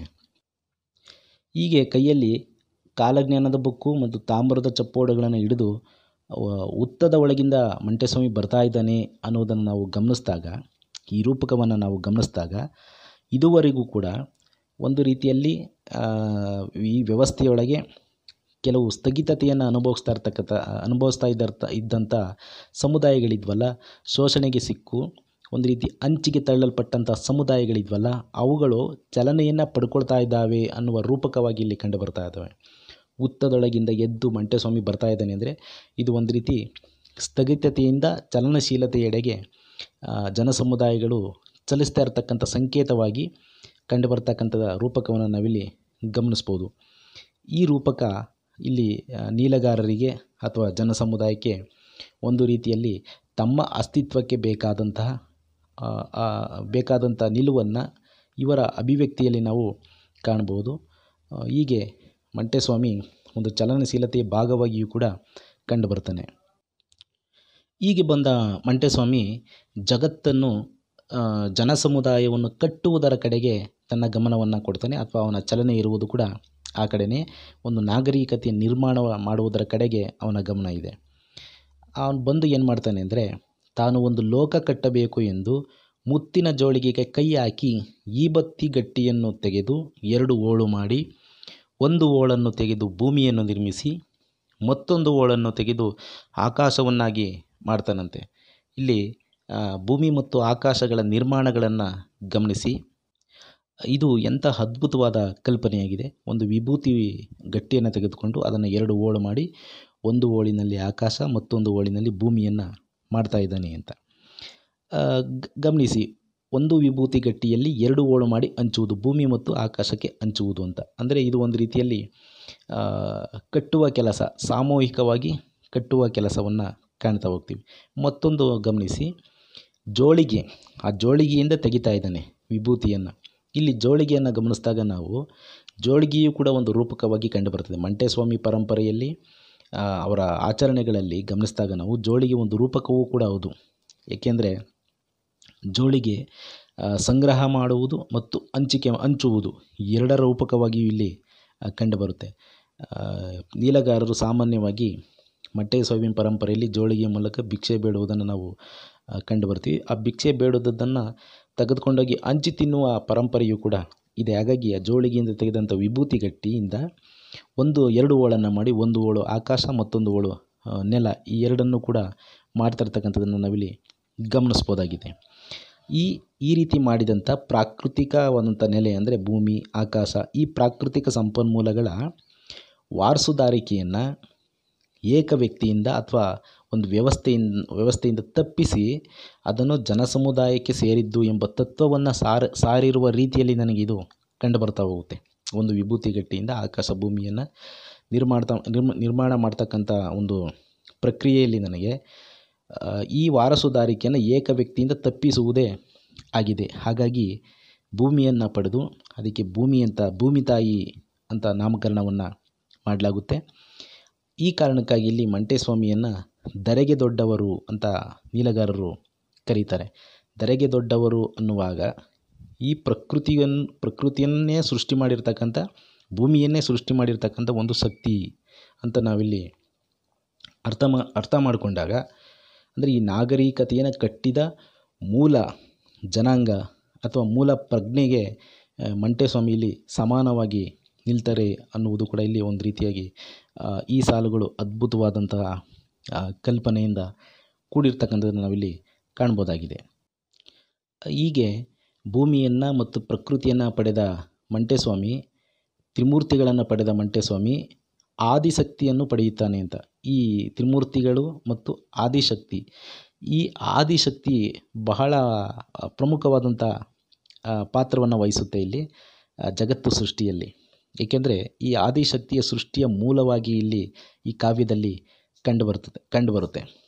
ಏನು ಅಂದರೆ, ಆದಿಶಕ್ತಿಯ ಗರ್ಭದಿಂದ ಹುಟ್ಟಿದಂಥ 3 ಜನ ಶಿಶು ಮಕ್ಕಳಿಗೆ ಆದಿಶಕ್ತಿಯನ್ನೇ ಮಡದಿಯನ್ನಾಗಿಸುವಂಥ ರೂಪಕ ಇಲ್ಲಿ ಇದೆ. ಆದಿಶಕ್ತಿಯನ್ನು ಪಡಿತಾರೆ. ಆದಿಶಕ್ತಿಯ ಗರ್ಭದಿಂದ ಹುಟ್ಟುವ 3 ಜನ ಮಕ್ಕಳಿಗೆ ಆದಿಶಕ್ತಿಯ ಮಡದಿಯಾಗುವಂಥ ರೂಪಕ ಇಲ್ಲಿ ಕಂಡುಬರುತ್ತೆ. ಇದನ್ನು ನಾವು ಗಮನಿಸಿದಾಗ ಒಂದು ರೀತಿಯಲ್ಲಿ ಮಾನವನ ನಾಗರಿಕತೆಯ ಪೂರ್ವದ ಹಂತವನ್ನು ಸೂಚಿಸ್ತಾ ಇರಬಹುದಾ ಅನ್ನುವಂತಹ ಅನಿಸಿಕೆಯೂ ಕೂಡ ಬರುತ್ತೆ. ಜೊತೆಗೆ ಆದಿಶಕ್ತಿ ಸೃಷ್ಟಿಯ ಮೂಲ ಅನ್ನುವಾಗ ಈ ಭೂಮಿಯನ್ನು ನಾವು ಆದಿಶಕ್ತಿ ಅಂತ ಕರ್ಕೊಳ್ಳೋದಾದರೆ, ಈ ಭೂಮಿಯಿಂದ ಹುಟ್ಟಿದಂಥ ಮಕ್ಕಳುಗಳೇ, ಅಂದರೆ ಇಲ್ಲಿ ಉದ್ಭವವಾದಂಥ ಜೀವಿಗಳೇ, ಸಕಲ ಜೀವಿಗಳೇ ಭೂಮಿಯಲ್ಲಿ ಬದುಕ್ತಾ ತಮ್ಮ ತಮ್ಮ ನೆಲೆಯನ್ನು ಕಂಡುಕೊಂಡಿರ್ತಕ್ಕಂಥದ್ದನ್ನು ಕಾಣ್ಬೋದಾಗಿದೆ. ಈ ಎರಡೂ ಒಂದು ರೀತಿಯಲ್ಲಿ ರೂಪಕವಾಗಿ ನನಗೆ ಕಾಣಿಸ್ತಾ ಇದೆ. ಕಾವ್ಯ ಮುಂದುವರಿಯುತ್ತೆ. ಆದಿಶಕ್ತಿಗೆ ಈ ಹುಟ್ಟಿದ ಮಕ್ಕಳಿಗೆ ಮಡದಿಯಾಗಬೇಕು ಅಂತ. ಇದಕ್ಕೆ ಮಕ್ಕಳು ಒಪ್ಪದೇನೆ ಆದಿಶಕ್ತಿಯನ್ನು ಕೊಲ್ಲಲಾಗುತ್ತೆ ಮತ್ತು ಆದಿಶಕ್ತಿಯನ್ನು ಸುಟ್ಟು ಹಾಕಲಾಗುತ್ತೆ. ಈ 3 ಜನ ತ್ರಿಮೂರ್ತಿಗಳು ಆದಿಶಕ್ತಿಗೆ ಮಕ್ಕಳಾಗಿ ಹುಟ್ಟು ಬಂದು ಮಡದಿಯಾಗಲು ಒಪ್ಪದೆ ಆದಿಶಕ್ತಿಯನ್ನು ಸುಟ್ಟಾಕಲಾಗುತ್ತೆ. ಇದು ಮಂಟೇಸ್ವಾಮಿಗೆ ಗೊತ್ತಾಗುತ್ತೆ. ಆಗ ಮಂಟೇಸ್ವಾಮಿ ಈ ಆದಿಶಕ್ತಿ ಸುಟ್ಟು ಹೋದಂಥ ಬೂದಿಯನ್ನು 3 ಭಾಗ ಮಾಡಿ ಪಾರ್ವತಿ, ಲಕ್ಷ್ಮೀದೇವಿ, ವಿಧಿಯಮ್ಮ ಹೀಗೆ 3 ಜನ ಹೆಣ್ಣು ಮಕ್ಕಳನ್ನು ಸೃಷ್ಟಿ ಮಾಡ್ತಾನಂತೆ. ಅವರನ್ನು ತ್ರಿಮೂರ್ತಿಗಳಿಗೆ ಮದುವೆ ಮಾಡಿಸ್ತಾನೆ. ಈ ಒಂದು ಪ್ರಕ್ರಿಯೆಯನ್ನು ಗಮನಿಸಿದಾಗ ನನಗೆ ಜಗತ್ತು ಸೃಷ್ಟಿಗೆ ಒಂದು ಮೊದಲ ಬಲಿದಾನವಾಗಿ ಇಲ್ಲಿ ಆದಿಶಕ್ತಿ ಕಂಡುಬರ್ತಾಳೆ. ಆದಿಶಕ್ತಿಯ ಬಲಿದಾನದಿಂದ 3 ಜನ ಹೆಣ್ಮಕ್ಳು ಹುಟ್ಟಿ ಪಾರ್ವತಿ, ಲಕ್ಷ್ಮೀದೇವಿ, ವಿಧಿಯಮ್ಮ ಇವರು ತ್ರಿಮೂರ್ತಿಗಳಿಗೆ ಮಡದಿಯರಾಗ್ತಾರೆ. ಇಲ್ಲಿಂದ ಜಗತ್ತು ಸೃಷ್ಟಿಯ ಜೀವಿಗಳ ಸೃಷ್ಟಿಯ ಆರಂಭ ಶುರುವಾಗುತ್ತೆ. ಹೀಗೆ ಜಗತ್ತು ಸೃಷ್ಟಿಯಲ್ಲಿ ಬಲಿದಾನ ಆಗಿರ್ತಕ್ಕಂಥ ಅನೇಕ ನಮಗೆ ಮಿತ್ಗಳು ನಮಗೆ ಸಿಗ್ತವೆ.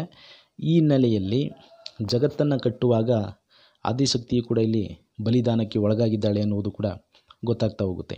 ಹೀಗೆ ನಾಗರಿಕತೆಯನ್ನು ಕಟ್ಟಿರುವಂಥ ಕುರುಹಾಗಿ ಇದು ನಮಗೆ ಕಂಡುಬರುತ್ತದೆ. ನಾಗರಿಕತೆಯನ್ನು ಕಟ್ಟುವಾಗ ಅನೇಕ ಬಲಿದಾನಗಳಾಗಿವೆ. ಅನೇಕ ಸಂಸ್ಕೃತಿ ಆಧಾರಿತ ಸಮುದಾಯಗಳು ಶ್ರಮವನ್ನು ಪಟ್ಟಿದ್ದಾವೆ. ಅವರ ಜ್ಞಾನ ಪರಂಪರೆ ಮತ್ತು ಅವುಗಳ ಶ್ರಮ ಪರಂಪರೆ ಎರಡೂ ಕೂಡ ಇಲ್ಲಿ ಇರ್ತಕ್ಕಂಥದ್ದನ್ನು ಕಾಣಬಹುದು. ಜೊತೆಗೆ ಇಲ್ಲಿ ಕೆಲವು ಮಾನವ ಸಂಬಂಧಗಳನ್ನು ಗಮನಿಸಿದಾಗ ನಾನು ಮೊದಲೇ ಹೇಳ್ದಂಗೆ ನಾಗರಿಕತೆಯ ಪೂರ್ವದ ಮಾನವನನ್ನು ಜೀವನ ವಿಧಾನಗಳು ಹೇಗೆ ಸಂಸ್ಕಾರಕ್ಕೆ ಒಳಗಾಗ್ತಾ ಬಂದಿವೆ ಅನ್ನುವುದನ್ನು ಕಾಣಬಹುದು. ಆರಂಭದಲ್ಲಿ ಹೇಗೆ ಸಂಬಂಧಗಳಲ್ಲಿ ಸಂಸ್ಕಾರಕ್ಕೆ ಒಳಗಾಗ್ತಾ ಇವತ್ತಿನ ಸ್ವರೂಪವನ್ನು ಪಡೆದುಕೊಂಡಿವೆ ಅನ್ನೋದರ ಹಿನ್ನೆಲೆಯಾಗಿಯೂ ಕೂಡ ಈ ಪ್ರಸಂಗವನ್ನು ನಾವು ನೋಡ್ಬೋದಾಗಿದೆ. ಹೀಗೆ ಕಟ್ಟುವ ಕ್ರಿಯೆ ಒಂದು ಹಂತಕ್ಕೆ ತಲುಪಿದ ಮೇಲೆ ಮಂಟೇಸ್ವಾಮಿ ಲೋಕದಲ್ಲಿ ಇನ್ನೂ ಕೆಲವು ಜೀವಿಗಳನ್ನು ಸೃಷ್ಟಿ ಮಾಡಲಿಕ್ಕೆ ವಿಧಿಯಮ್ಮನನ್ನು ಕರೆದು ಹೇಳ್ತಾನಂತೆ. ಈ ಭೂಮಿ ಮೇಲೆ ಸಕಲ ಜೀವರಾಶಿಗಳನ್ನು ಸೃಷ್ಟಿಸಲು ಹೇಳುತ್ತಾನೆ. ವಿಧಿಯಮ್ಮ ಮಂಟೇಸ್ವಾಮಿಯ ಮಾತಿನಂತೆ ಜೀವಿಗಳನ್ನು ಸೃಷ್ಟಿ ಮಾಡ್ತಾಳೆ ಅಂತ. ಇಲ್ಲಿ ವಿಧಿಯಮ್ಮನ ಸೃಷ್ಟಿ ಮಾಡಿದ್ದು ಮಂಟೇಸ್ವಾಮಿ, ಆದರೆ ಜೀವಿಗಳನ್ನು ಸೃಷ್ಟಿ ಮಾಡುವುದು ವಿಧಿಯಮ್ಮನ ಮೂಲಕವೇ, ಇನ್ನು ಮುಂದೆ ವಿಧಿಯಮ್ಮನ ಮೂಲಕವೇ ಈ ಭೂಮಿ ಮೇಲೆ ಸಕಲ ಜೀವರಾಶಿಗಳನ್ನು ಸೃಷ್ಟಿ ಮಾಡುವಂಥ ಕ್ರಿಯೆ ನಡೀತಾ ಹೋಗುತ್ತೆ. ಆಗ ವಿಧಿಯಮ್ಮ ಮಣ್ಣನ್ನು ತೆಗೆದುಕೊಂಡು ಒಂದು ಗಂಡು ಬೊಂಬೆ, ಒಂದು ಹೆಣ್ಣು ಬೊಂಬೆ, ಹಾವು, ಚೇಳು, ಗೊದ್ದ, ಗೋಸುಂಬೆ ಅನೇಕ ಜೀವರಾಶಿಗಳನ್ನು ಮಾಡಿ ಭೂಮಿ ಮೇಲೆ ಬಿಡ್ತಾಳಂತೆ. ಹೀಗೆ ಎಲ್ಲ ಸಕಲ ಜೀವರಾಶಿಗಳನ್ನು ವಿಧಿಯಮ್ಮ ಸೃಷ್ಟಿಸಿದ ಮೇಲೆ, ಮಂಟೇಸ್ವಾಮಿಯ ಆ ಮಾತಿನಂತೆ ಸೃಷ್ಟಿಸಿದ ಮೇಲೆ ಮಂಟೇಸ್ವಾಮಿ ಹೇಳ್ತಾನಂತೆ, ಎಲ್ಲ ಪ್ರಾಣಿಗಳು ನನಗೆ ಒಂದೇ ಮಗಳೇ, ಕೇಳವ್ವ ವಿಧಿಯಮ್ಮ, ಈ ಪ್ರಾಣಿಗಳಲ್ಲಿ ಹೆಚ್ಚು ಕೀಳು ಯಾವುದೆಂದು ಕೇಳಿದೆಯಲ್ಲ ನನ್ನ ಕಂದ. ನನ್ನ ಮನಸ್ಸಿಗೆ ಮೆಚ್ಚಿದಂತೆ, ನನ್ನ ಆತ್ಮಕ್ಕೆ ಒಪ್ಪುವಂತೆ ಎಲ್ಲ ಪ್ರಾಣಿಗಳನ್ನು ಮಾಡಿದೆಯೇ ಕಂದ ಅಂತ ಹೇಳ್ತಾನಂತೆ. ವಿಧಿಯಮ್ಮ ಎಲ್ಲ ಜೀವರಾಶಿಗಳನ್ನು ಸೃಷ್ಟಿಸಿ ಮಂಟೇಸ್ವಾಮಿಯನ್ನು ಕೇಳ್ತಾಳಂತೆ, ಇದರಲ್ಲಿ ಹೆಚ್ಚು ಯಾವುದು ಕಡಿಮೆ ಯಾವುದು ಅಂತ. ಇದಕ್ಕೆ ಪ್ರತಿಕ್ರಿಯೆಯಾಗಿ ಮಂಟೇಸ್ವಾಮಿ ಹೇಳ್ತಾನೆ, ಎಲ್ಲ ಪ್ರಾಣಿಗಳು ನನಗೆ ಒಂದೇ ಮಗಳೇ ಅಂತ. ಅಂದರೆ ಪ್ರತಿಯೊಂದು ಜೀವರಾಶಿಯೂ ಕೂಡ ಪ್ರಕೃತಿದತ್ತವಾಗಿ ಬದುಕಬೇಕು. ಮುಖ್ಯವಾಗಿ ಮಾನವ ಸಂಬಂಧಗಳು ಮತ್ತು ಸಮಾನತೆಯನ್ನು ಪ್ರತಿಪಾದಿಸುವಂಥ ಪ್ರತಿ ಕಾವ್ಯದ ಅಲ್ಲಲ್ಲಿ ಕಾಣ್ತಾ ಹೋಗ್ತೀವಿ ನಾವು. ಮಂಟೇಸ್ವಾಮಿ ಕಾವ್ಯದಲ್ಲಿ ಪ್ರತಿಯೊಂದು ಹಂತದಲ್ಲಿಯೂ ಕೂಡ ನಾವು ಮಾನವ ಸಂಬಂಧಗಳು ಮತ್ತು ಸಮಾನತೆ ಇದನ್ನು ನಾವು ಕಾಣ್ತಾ ಹೋಗ್ಬೋದು. ಆ ಕಾರಣಕ್ಕಾಗಿ ಸೃಷ್ಟಿಸಿದ ಎಲ್ಲ ಜೀವಿಗಳು ಒಂದೇ ಸಮನ, ಒಂದೇ ಅನ್ನುವ ನೆಲೆಗೆ ಮಂಟೇಸ್ವಾಮಿ ಇಲ್ಲಿ ತಲುಪಿರ್ತಕ್ಕಂಥದ್ದನ್ನು ನಾವು ಕಾಣ್ಬೋದು. ಅಂದರೆ ಈ ಮಣ್ಣಿನಿಂದ ಹುಟ್ಟಿದಂಥ ಪ್ರತಿಯೊಂದು ಜೀವಿಗಳು ಸಮಾನವು, ಮಣ್ಣಿನಿಂದ ಹುಟ್ಟುತ್ತವೆ ಮತ್ತು ಮಣ್ಣಿನಲ್ಲೇ ಸಾಯ್ತವೆ ಅನ್ನುವಂಥ ಮಾತು ಕೂಡ ಇಲ್ಲಿ ಬಹಳ ಮುಖ್ಯವಾಗಿ ಕಂಡು ಬರ್ತಾ ಹೋಗುತ್ತೆ. ಇನ್ನು ಈ ವಿಧಿಯಮ್ಮ ಬೊಂಬೆಗಳನ್ನು ಮಾಡಿದ್ರೆ ಆ ಬೊಂಬೆಗಳಿಗೆ ಜೀವವನ್ನು ತುಂಬತಕ್ಕಂಥದ್ದು ಬ್ರಹ್ಮ ಅನ್ನುವಂಥ ಪರಿಕಲ್ಪನೆ. ಅಂದರೆ ಇಲ್ಲಿ ಈ ಸೃಷ್ಟಿ ಕ್ರಿಯೆಯಲ್ಲಿ ಪಾಲ್ಗೊಳ್ತಕ್ಕಂಥದ್ದು ವಿಧಿಯಮ್ಮ ಅಷ್ಟೇ ಅಲ್ಲ, ವಿಧಿಯಮ್ಮನೊಟ್ಟಿಗೆ ಬ್ರಹ್ಮನೂ ಕೂಡ ಪಾಲ್ಗೊಂಡಿದ್ದಾನೆ. ಇಲ್ಲಿ ಲಿಂಗ ಸಮಾನತೆಯು ಕೂಡ ಪ್ರತಿಪಾದನೆ ಮಾಡಲಾಗಿದೆ. ಜೊತೆಗೆ ಹುಟ್ಟು ಸಾವಿನ ಬಗ್ಗೆಯೂ ಕೂಡ ಹೇಳ್ತಾ ಮಣ್ಣಿನ ಜೀವ ಮಣ್ಣಿಗೆ ಬರಬೇಕು ಅಂತಕ್ಕಂಥ ಒಂದು ತಾತ್ವಿಕ ನೆಲೆಯಲ್ಲಿ ಕಂಡುಬರ್ತದೆ. ಸೃಷ್ಟಿಕ್ರಿಯೆಯಲ್ಲಿ ಎಲ್ಲವನ್ನೂ ಕೂಡ ಭೂಮಿಯನ್ನೇ ಸೃಷ್ಟಿ ಮಾಡಿದ ಮಂಟೇಸ್ವಾಮಿ ಜೀವಗಳನ್ನು ಸೃಷ್ಟಿ ಮಾಡ್ಬೋದಿತ್ತು. ಆದರೆ ವಿಧಿಯಮ್ಮನನ್ನು ಸೃಷ್ಟಿ ಮಾಡಿ ವಿಧಿಯಮ್ಮನ ಮೂಲಕ ಮತ್ತು ಬ್ರಹ್ಮನ ಮೂಲಕ ಜೀವವನ್ನು ಸೃಷ್ಟಿ ಮಾಡಿಸ್ತಾನೆ. ಅಂದರೆ ಸೃಷ್ಟಿಕ್ರಿಯೆಯಲ್ಲಿ ಪಾಲ್ಗೊಳ್ಳುವಂಥ ಒಂದು ಸಮೂಹ ಪ್ರಜ್ಞೆಯನ್ನು ಪ್ರತಿಪಾದಿಸ್ತಾ ಇದ್ದಾನೇನೋ ಅನ್ನುವ ಹಾಗೆ ನನಗೆ ಇಲ್ಲಿ ಕಂಡು ಬರ್ತಾ ಇದೆ. ಅಂದರೆ ಮಂಟೇಸ್ವಾಮಿ ಇಲ್ಲಿ ಈ ಕಾವ್ಯವನ್ನು, ಮಂಟೇಸ್ವಾಮಿಯ ಚರಿತ್ರೆಯನ್ನು ಅಥವಾ ಪರಂಪರೆಯ ಬರ್ತಕ್ಕಂಥ ಕೆಲವು ತಾತ್ವಿಕ ನಿಲುವುಗಳನ್ನು ಜನಸಾಮಾನ್ಯರು ಕೇಳುವುದಕ್ಕೆ ಒಂದು ನೆಲೆಯನ್ನು ಅಥವಾ ಒಂದು ಮನಸ್ಸುಗಳನ್ನು, ಕೇಳುಗರ ಮನಸ್ಸುಗಳನ್ನು ಭಿನ್ನ ಭೇದದ ಆಚೆಗೆ ಅವರ ಮನಸ್ಸುಗಳನ್ನು ಸಿದ್ಧ ಮಾಡುವಂಥ ಪ್ರಕ್ರಿಯೆ ಕೂಡ ಈ ಕಾವ್ಯದಲ್ಲಿ ನಮಗೆ ಕಂಡುಬರುತ್ತದೆ. ಹಾಗಾಗಿ ಇಲ್ಲಿ ಸೃಷ್ಟಿಕ್ರಿಯೆಯಲ್ಲಿ ಸಮೂಹ ಪ್ರಜ್ಞೆ ಅಂದರೆ ಸೃಷ್ಟಿಕ್ರಿಯೆ ಅಂದರೆ ಇಲ್ಲಿ ನಾಗರಿಕತೆ ಕಟ್ಟಿರುವಂತಹ ನೆಲೆಯಲ್ಲಿ ನಾವು ನೋಡಬೇಕಾಗುತ್ತೆ, ಸಂಸ್ಕೃತಿಯನ್ನು ಕಟ್ಟಿರುವ ನೆಲೆಯಲ್ಲಿ ನಾವು ನೋಡಬೇಕಾಗುತ್ತೆ. ಹಾಗೆ ಸಮಾನತೆ ಮತ್ತು ಸಮೂಹ ಪ್ರಜ್ಞೆಯನ್ನು ಇಲ್ಲಿ ಪ್ರತಿಪಾದಿಸ್ತಕ್ಕಂಥದ್ದನ್ನು ನಾವು ಗಮನಿಸ್ಬೋದಾಗಿದೆ. ಹೀಗೆ ಮಂಟೇಸ್ವಾಮಿ ಕಾವ್ಯದ ಮಾತಿನಂತೆ ವಿಧಿಯಮ್ಮ ಎಲ್ಲವನ್ನು ಸೃಷ್ಟಿ ಮಾಡ್ತಾಳೆ. ಕೊನೆಗೆ ಮತ್ತೊಂದು ಪ್ರಮುಖವಾದಂಥ ಒಂದು ಘಟನೆ ಇದೆ. ಮಂಟೇಸ್ವಾಮಿಯನ್ನು ಕೇಳ್ತಾಳಂತೆ ವಿಧಿಯಮ್ಮ, ತಂದೆಯೇ, ನೀವು ಈ ಜಗತ್ತು ಹುಟ್ಟುವುದಕ್ಕೆ ಮೊದಲು ಯಾವ ರೂಪಿನಿಂದ ಇದ್ದಿರಿ ಎಂದು. ಅದಕ್ಕೆ ಮಂಟೇಸ್ವಾಮಿ ಹೇಳ್ತಾನೆ, ನಾನೊಂದು ಬೆಳಕಿನ ಹುಳುವಾಗಿದ್ದೆ ಅಂತ. ಜಗತ್ತನ್ನು ಸೃಷ್ಟಿ ಮಾಡಿದವರು ನೀವು ಮಂಟೇಸ್ವಾಮಿ, ಆದರೆ ಜಗತ್ತು ಸೃಷ್ಟಿ ಆಗುವುದಕ್ಕೆ ಮುಂಚೆ ನೀವು ಯಾವ ರೂಪದಲ್ಲಿ ಇದ್ದಿರಿ? ಇದು ಈ ಕಾವ್ಯವನ್ನು ಕೇಳುಗರಿಗೂ ಕೂಡ ವೈಚಾರಿಕವಾಗಿ ಯೋಚನೆ ಮಾಡುವವರಿಗೂ ಕೂಡ ಬರುವಂಥ ಪ್ರಶ್ನೆಯಾಗಿದೆ. ಜಗತ್ತನ್ನು ಸೃಷ್ಟಿ ಮಾಡಿದವನು ಮಂಟೇಸ್ವಾಮಿ ಅನ್ನೋದಾದರೆ, ಆ ಜಗತ್ತು ಸೃಷ್ಟಿಯಾಗುವುದಕ್ಕೆ ಮೊದಲೇ ಮಂಟೇಸ್ವಾಮಿ ಯಾವ ಸ್ವರೂಪದಲ್ಲಿ ಇದ್ದರು ಅಂತ. ಅದಕ್ಕೆ ಮಂಟೇಸ್ವಾಮಿ ಇಲ್ಲಿ ಹೇಳ್ತಾನೆ, ನಾನೊಂದು ಬೆಳಕಿನ ಹುಳುವಾಗಿದ್ದೆ ಅಂತ. ಇಲ್ಲಿ ಅದಕ್ಕೆ ಹೇಳ್ತಾನೆ ಆತ, ಒಂದು ಹುಳುವಿನ ಬೊಂಬೆಯನ್ನು ಮಾಡು, ಆ ಬೊಂಬೆಯ ಒಳಗೆ ಒಂದು ಜ್ಯೋತಿ ಉರಿಯುವಂತೆ ಒಂದು ಬೊಂಬೆಯನ್ನು ಮಾಡು ಅಂತ ಹೇಳ್ತಾನೆ. ಅಂದರೆ ಈ ಜಗತ್ತು ಸೃಷ್ಟಿಯಾಗಿರುವುದು ಒಂದು ಬೆಳಕಿನಿಂದ ಅನ್ನುವಂಥ ರೂಪಕ ಇದೆಯಲ್ಲ, ಇದು ಬಹಳ ಒಂದು ರೀತಿಯಲ್ಲಿ ವೈಜ್ಞಾನಿಕವಾಗಿ ಪ್ರತಿಪಾದನೆ ಮಾಡ್ತಕ್ಕಂಥ ನಿಲುವು ಕೂಡ ಇಲ್ಲಿ ಜನಪದದಲ್ಲಿ ಅಥವಾ ಜನಪದ ಮಹಾಕಾವ್ಯದಲ್ಲಿ ನಾವು ಕಾಣ್ಬೋದಾಗಿದೆ. ಆ ಕಾರಣಕ್ಕಾಗಿ ಇಲ್ಲಿ ಅದೇ ರೀತಿಯಲ್ಲಿ ಬೊಂಬೆಯನ್ನು ಮಾಡ್ತಾಳೆ. ಆ ಬೊಂಬೆಯ ಒಳಗಡೆ ಒಂದು ಜ್ಯೋತಿ ಉರಿಯುವಾಗೆ ಒಂದು ಬೊಂಬೆಯನ್ನು ಮಾಡ್ತಾಳಂತೆ. ಅದು ಬೆಳಕಿನ ಹುಳುವಾಗಿ ಜಗತ್ತಿನಲ್ಲಿ ಬಿಡ್ತಾಳಂತೆ. ಆ ಕಾರಣಕ್ಕಾಗಿ ಇಲ್ಲಿ ಮಂಟೇಸ್ವಾಮಿಯನ್ನು ಪರಂಜ್ಯೋತಿ ಅಂತ ಕರೆಯುವುದು ಮತ್ತು ಬೆಳಕಿನ ರೂಪಕವಾಗಿ ಕಾಣುವುದು ಮತ್ತು ಒಂದು ರೀತಿಯಲ್ಲಿ ಅಲ್ಲಮ್ಮನ ಪ್ರತಿರೂಪವಾಗಿ ನಿರಾಕಾರವಾಗಿ ಬಯಲಿನ ರೂಪದಲ್ಲಿ ಕಾಣುವಂಥ ಪ್ರಕ್ರಿಯೆ ಕೂಡ ಇಲ್ಲಿ ಕಾವ್ಯದಲ್ಲಿ ನಾವು ನೋಡ್ಬೋದು.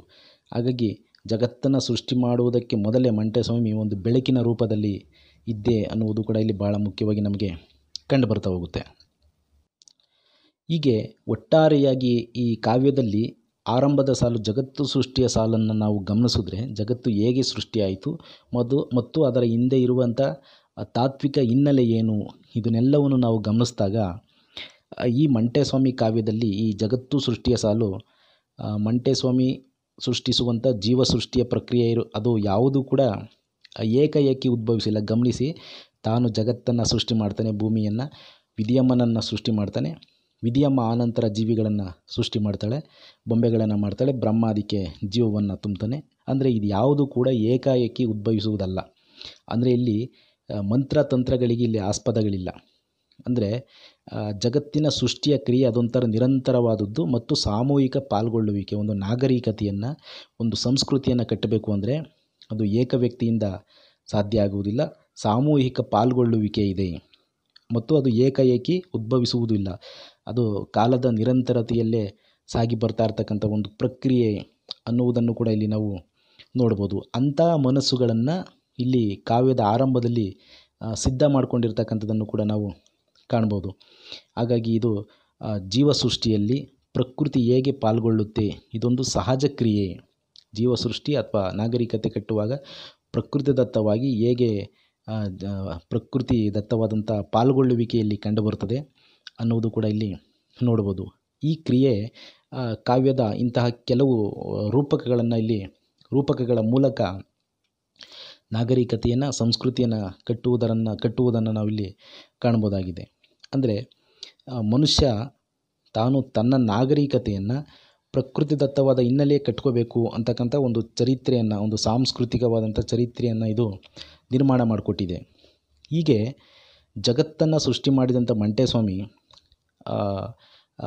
ಮೊದಲೇ ಹೇಳಿದ ಹಾಗೆ ಅವನು ಉತ್ತರದಿಂದ ದಕ್ಷಿಣಕ್ಕೆ ಬರುವಂಥ ಅವನ ನಡೆಯನ್ನು ಗಮನಿಸಬೇಕು. ಮೊದಲಿಗೆ ಜಗತ್ತನ್ನು ಸೃಷ್ಟಿ ಮಾಡ್ದ, ಅದಕ್ಕೆ ಒಂದು ತಾತ್ವಿಕವಾದಂಥ ಒಂದು ಆಯಾಮವನ್ನು ಕೊಟ್ಟ ಮೇಲೆ ಕಾವ್ಯ, ಆನಂತರ ಅವನ ನಡೆ, ಮಂಟೇಸ್ವಾಮಿಯ ನಡೆ ಉತ್ತರ ದೇಶದಿಂದ ದಕ್ಷಿಣಕ್ಕೆ ಬರುತ್ತೆ. ಅಂದರೆ ಮೈಸೂರು ಭಾಗಕ್ಕೆ, ಕೊಡೈಕಲ್ಲಿನಿಂದ ಹಳೆಯ ಮೈಸೂರು ಭಾಗಕ್ಕೆ ಮಂಟೇಸ್ವಾಮಿಯ ಚಲನೆ ಆರಂಭ ಆಗ್ತಾ ಹೋಗುತ್ತೆ. ಇದು ಕಾವ್ಯದ ನಡೆಯೂ ಹೌದು ಮತ್ತು ಮಂಟೇಸ್ವಾಮಿಯ ನಡೆಯೂ ಹೌದು. ಮಂಟೇಸ್ವಾಮಿಯ ಚಲನೆ ಹೇಗಿದೆ, ಕಾವ್ಯದ ಚಲನೆಯೂ ಕೂಡ ಹಾಗೆ ಕಂಡು ಬರ್ತಾ ಹೋಗುತ್ತೆ.